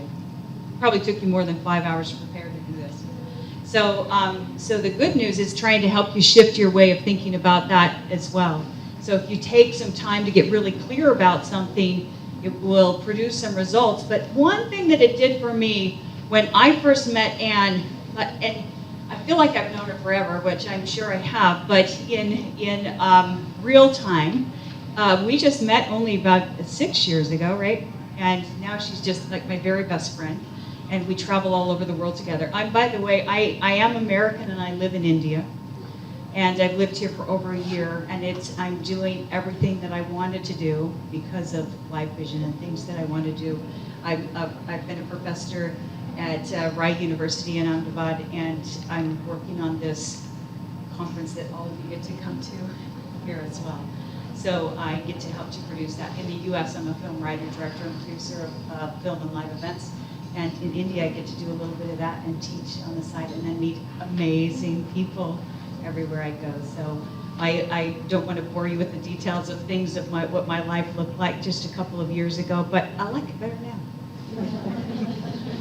So, so I want to tell you a little bit about how we kind of walk you through this. So I think you've kind of described part of what it kind of sounds like.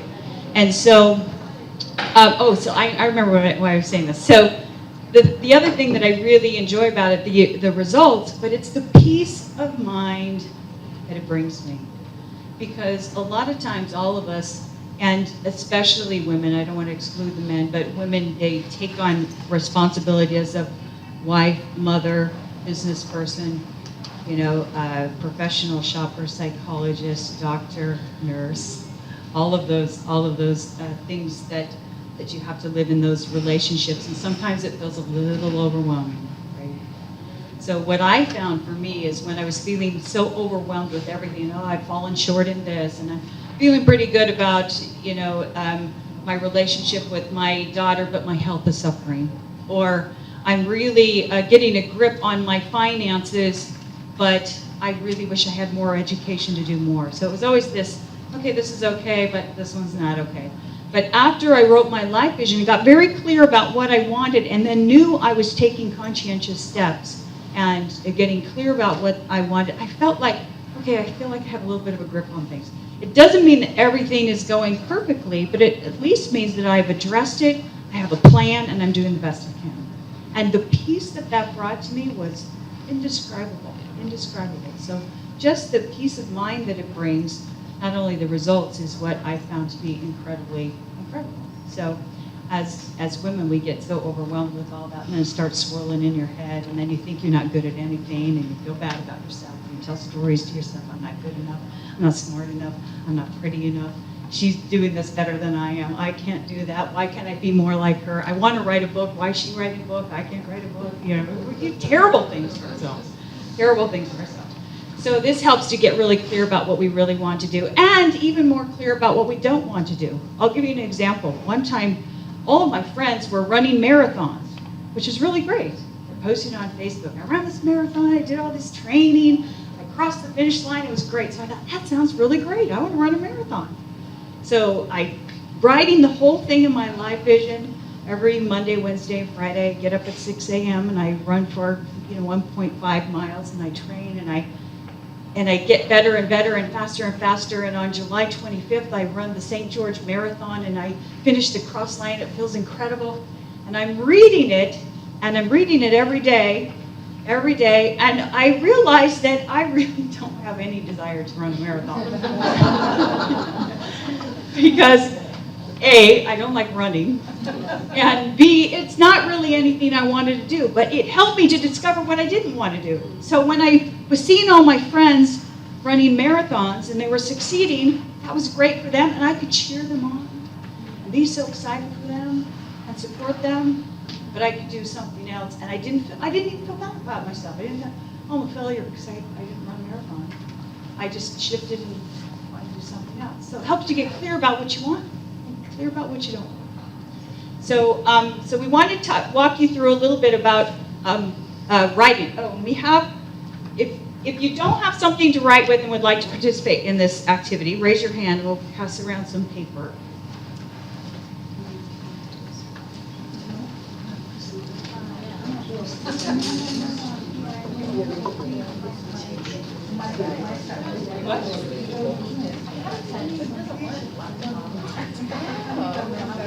You're embarrassed that your pen doesn't work.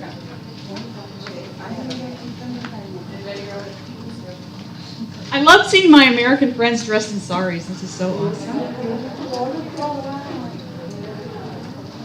I keep telling them, it's like when you put a sari on, you feel instantly like a princess, right? Did that happen to you?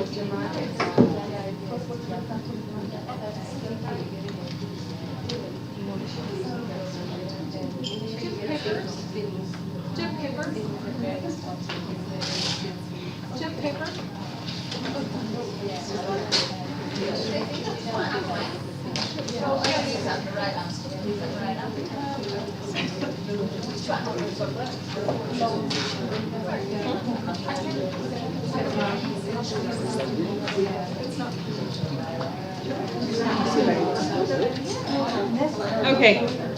The first thing that we ask people to do is start writing a list of things that you want to accomplish in your life, just like bullet points. They don't have to be complete sentences, anything that comes off the top of your head. And at this point, it's just, you're just throwing it out there. And did you list all the areas of your life? Yeah. Yeah, so the different areas are relationships, and that could be anything from your mother, your father, your spouse, your children, your aunts, your uncles, your community, all of that kind of thing. So relationships, finance, how you manage your money, career, what you do in your career, and spirituality, health and fitness. So all those different areas. So you write down all the things that you want to accomplish. And typically the way you do it is you would put spirituality on the top, and that means so many different things to everybody, but the beauty of a life vision is it's only for you and only you will see it. And so you can put anything. Some people are sometimes afraid to share their religious or spiritual views, but the beauty of this is you can write anything you want. So maybe you want to meditate more, maybe you want to learn from some of the scholars Maybe you want to attend temple more often, all of those kinds of things. So that would go under that category.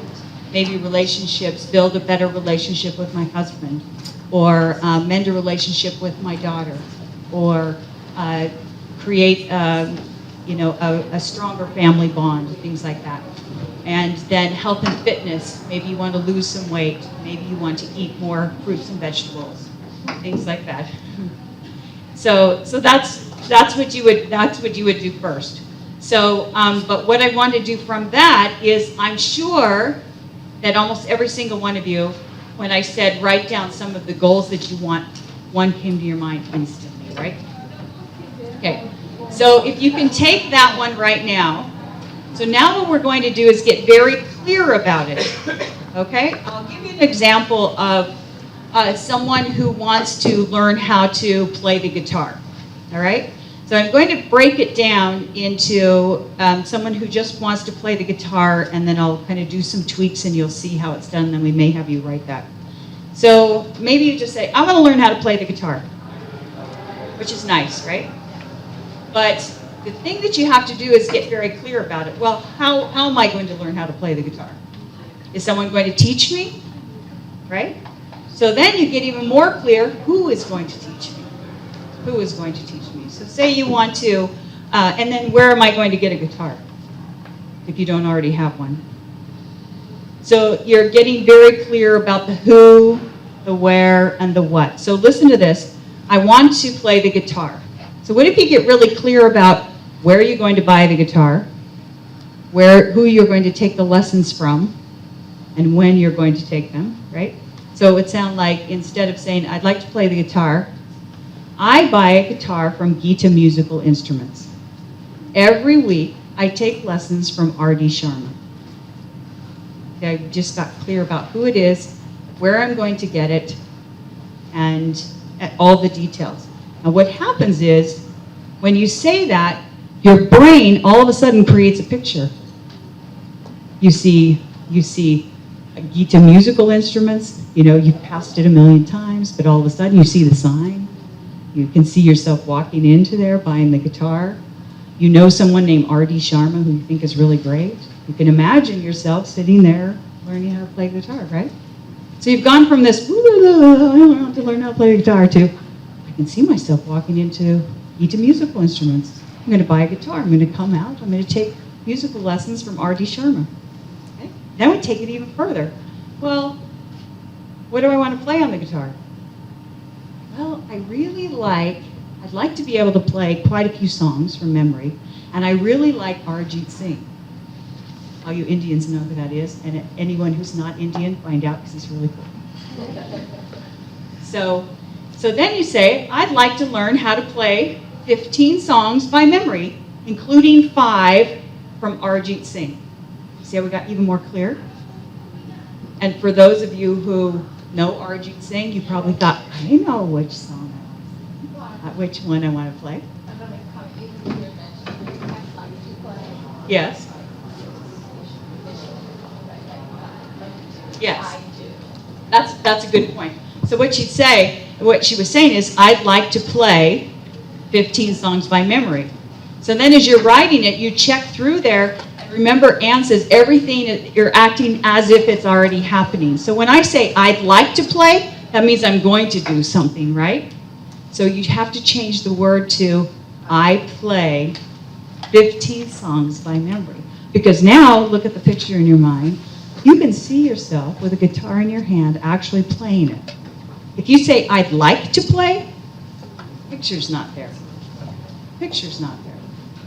Yeah, and every time you create the picture and then you play the supporting music under it, it affects the alpha part of your brain that changes your habits, and your habits change your results.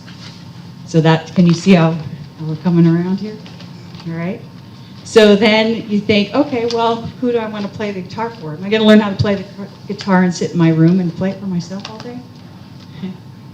So then you can even go further and say, I play 15 songs by memory, including 5 from Arjit Singh, and on December 16th, I play for my friends. and they say, wow. And now here's the most important part. It's the why. Why do I want to learn how to play the guitar? The why is the most important part because it's the part that will get you through when you get stuck. And you think, why did I want to learn how to do this in the first place? The why is the most important of all of your life vision or anything that you do. Why am I doing this? And the bottom line is this. We all just want to feel good, right? So you think of how it will make you feel good, how it will make you feel. So if you've worked for a long time, practicing and practicing how to play the guitar, how will it make you feel? How does it make you feel if you've done something and you put the work into it? You feel happy? You feel proud of yourself?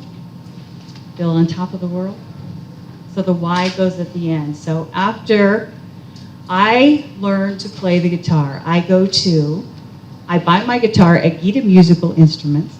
I take music lessons from R.D. Sharma every week on Wednesday at 6 p.m.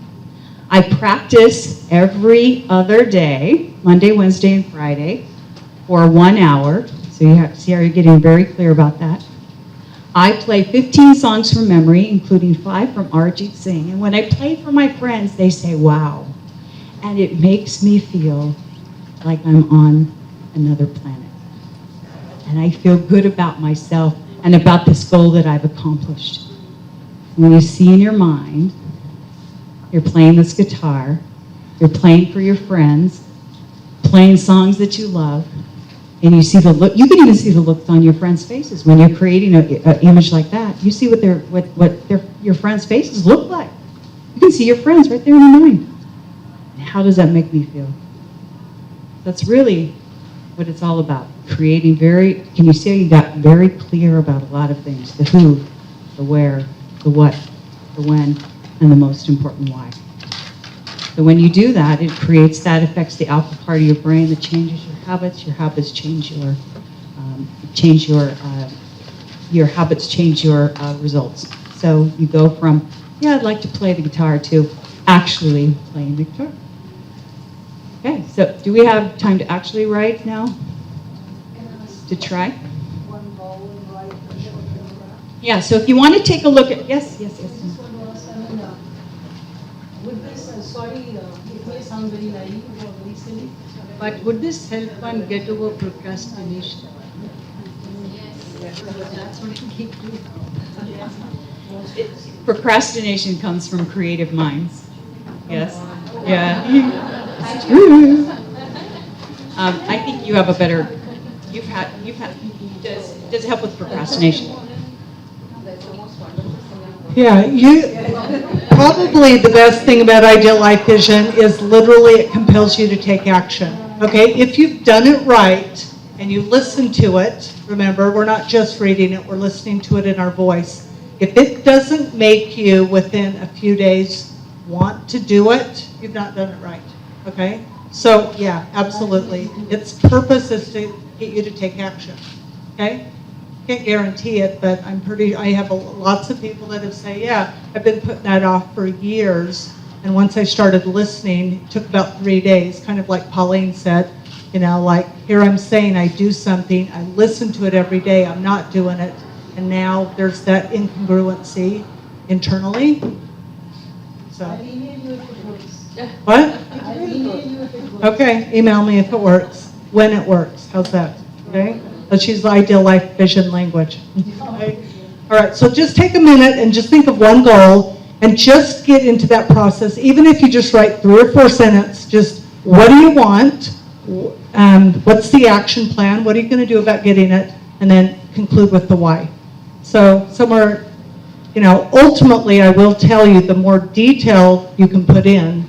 I mean, typically my one goal is a whole paragraph, typed even this long, because it creates a picture. So the more detail I can put in it. I don't think we have time, again, for you to write like a huge, long, detailed thing, but just pick an easy goal that you want in the next year and just try it.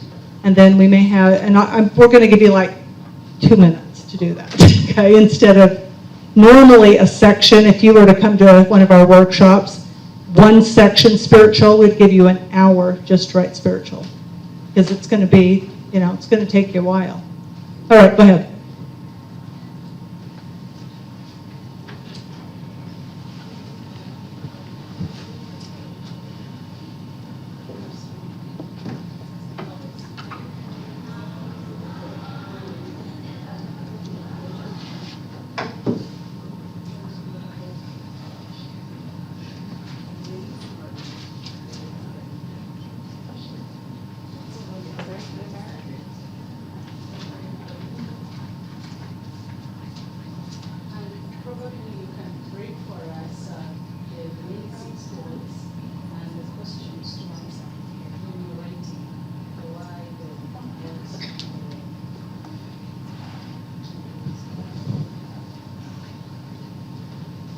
The only reason I'm not doing it is because it's 4:57, which means we have about 3 minutes to do everything to conclude. But I'll just say the areas again: spiritual, relationships, health and fitness, financial professional, personal development, and giving back. Giving back.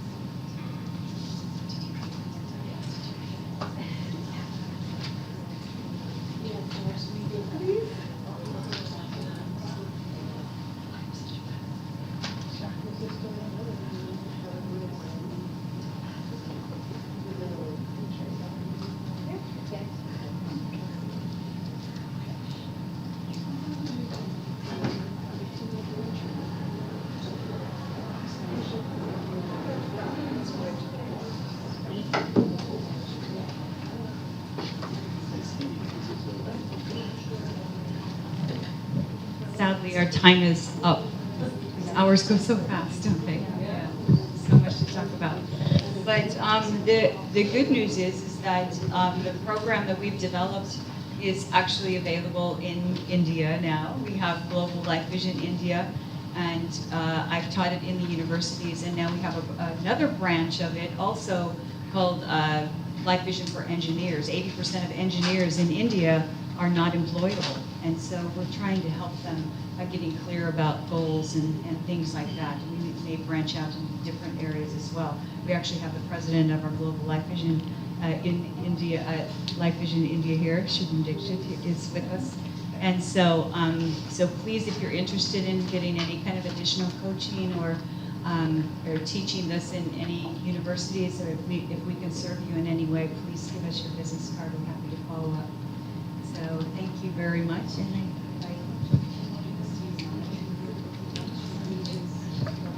Thank you so much for such an interactive session, Lori ma'am and ma'am. Thanks to you all. Yeah.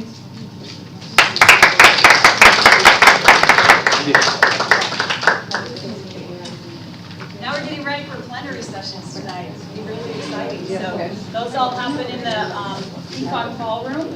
So we've got a lot of really great things planned for you this evening.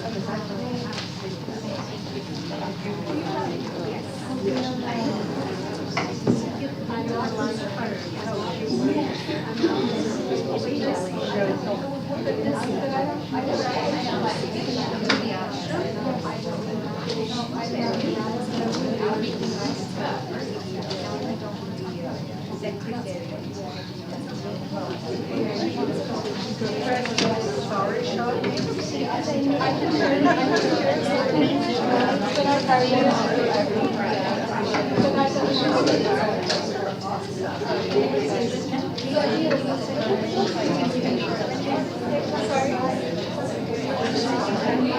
Sorry.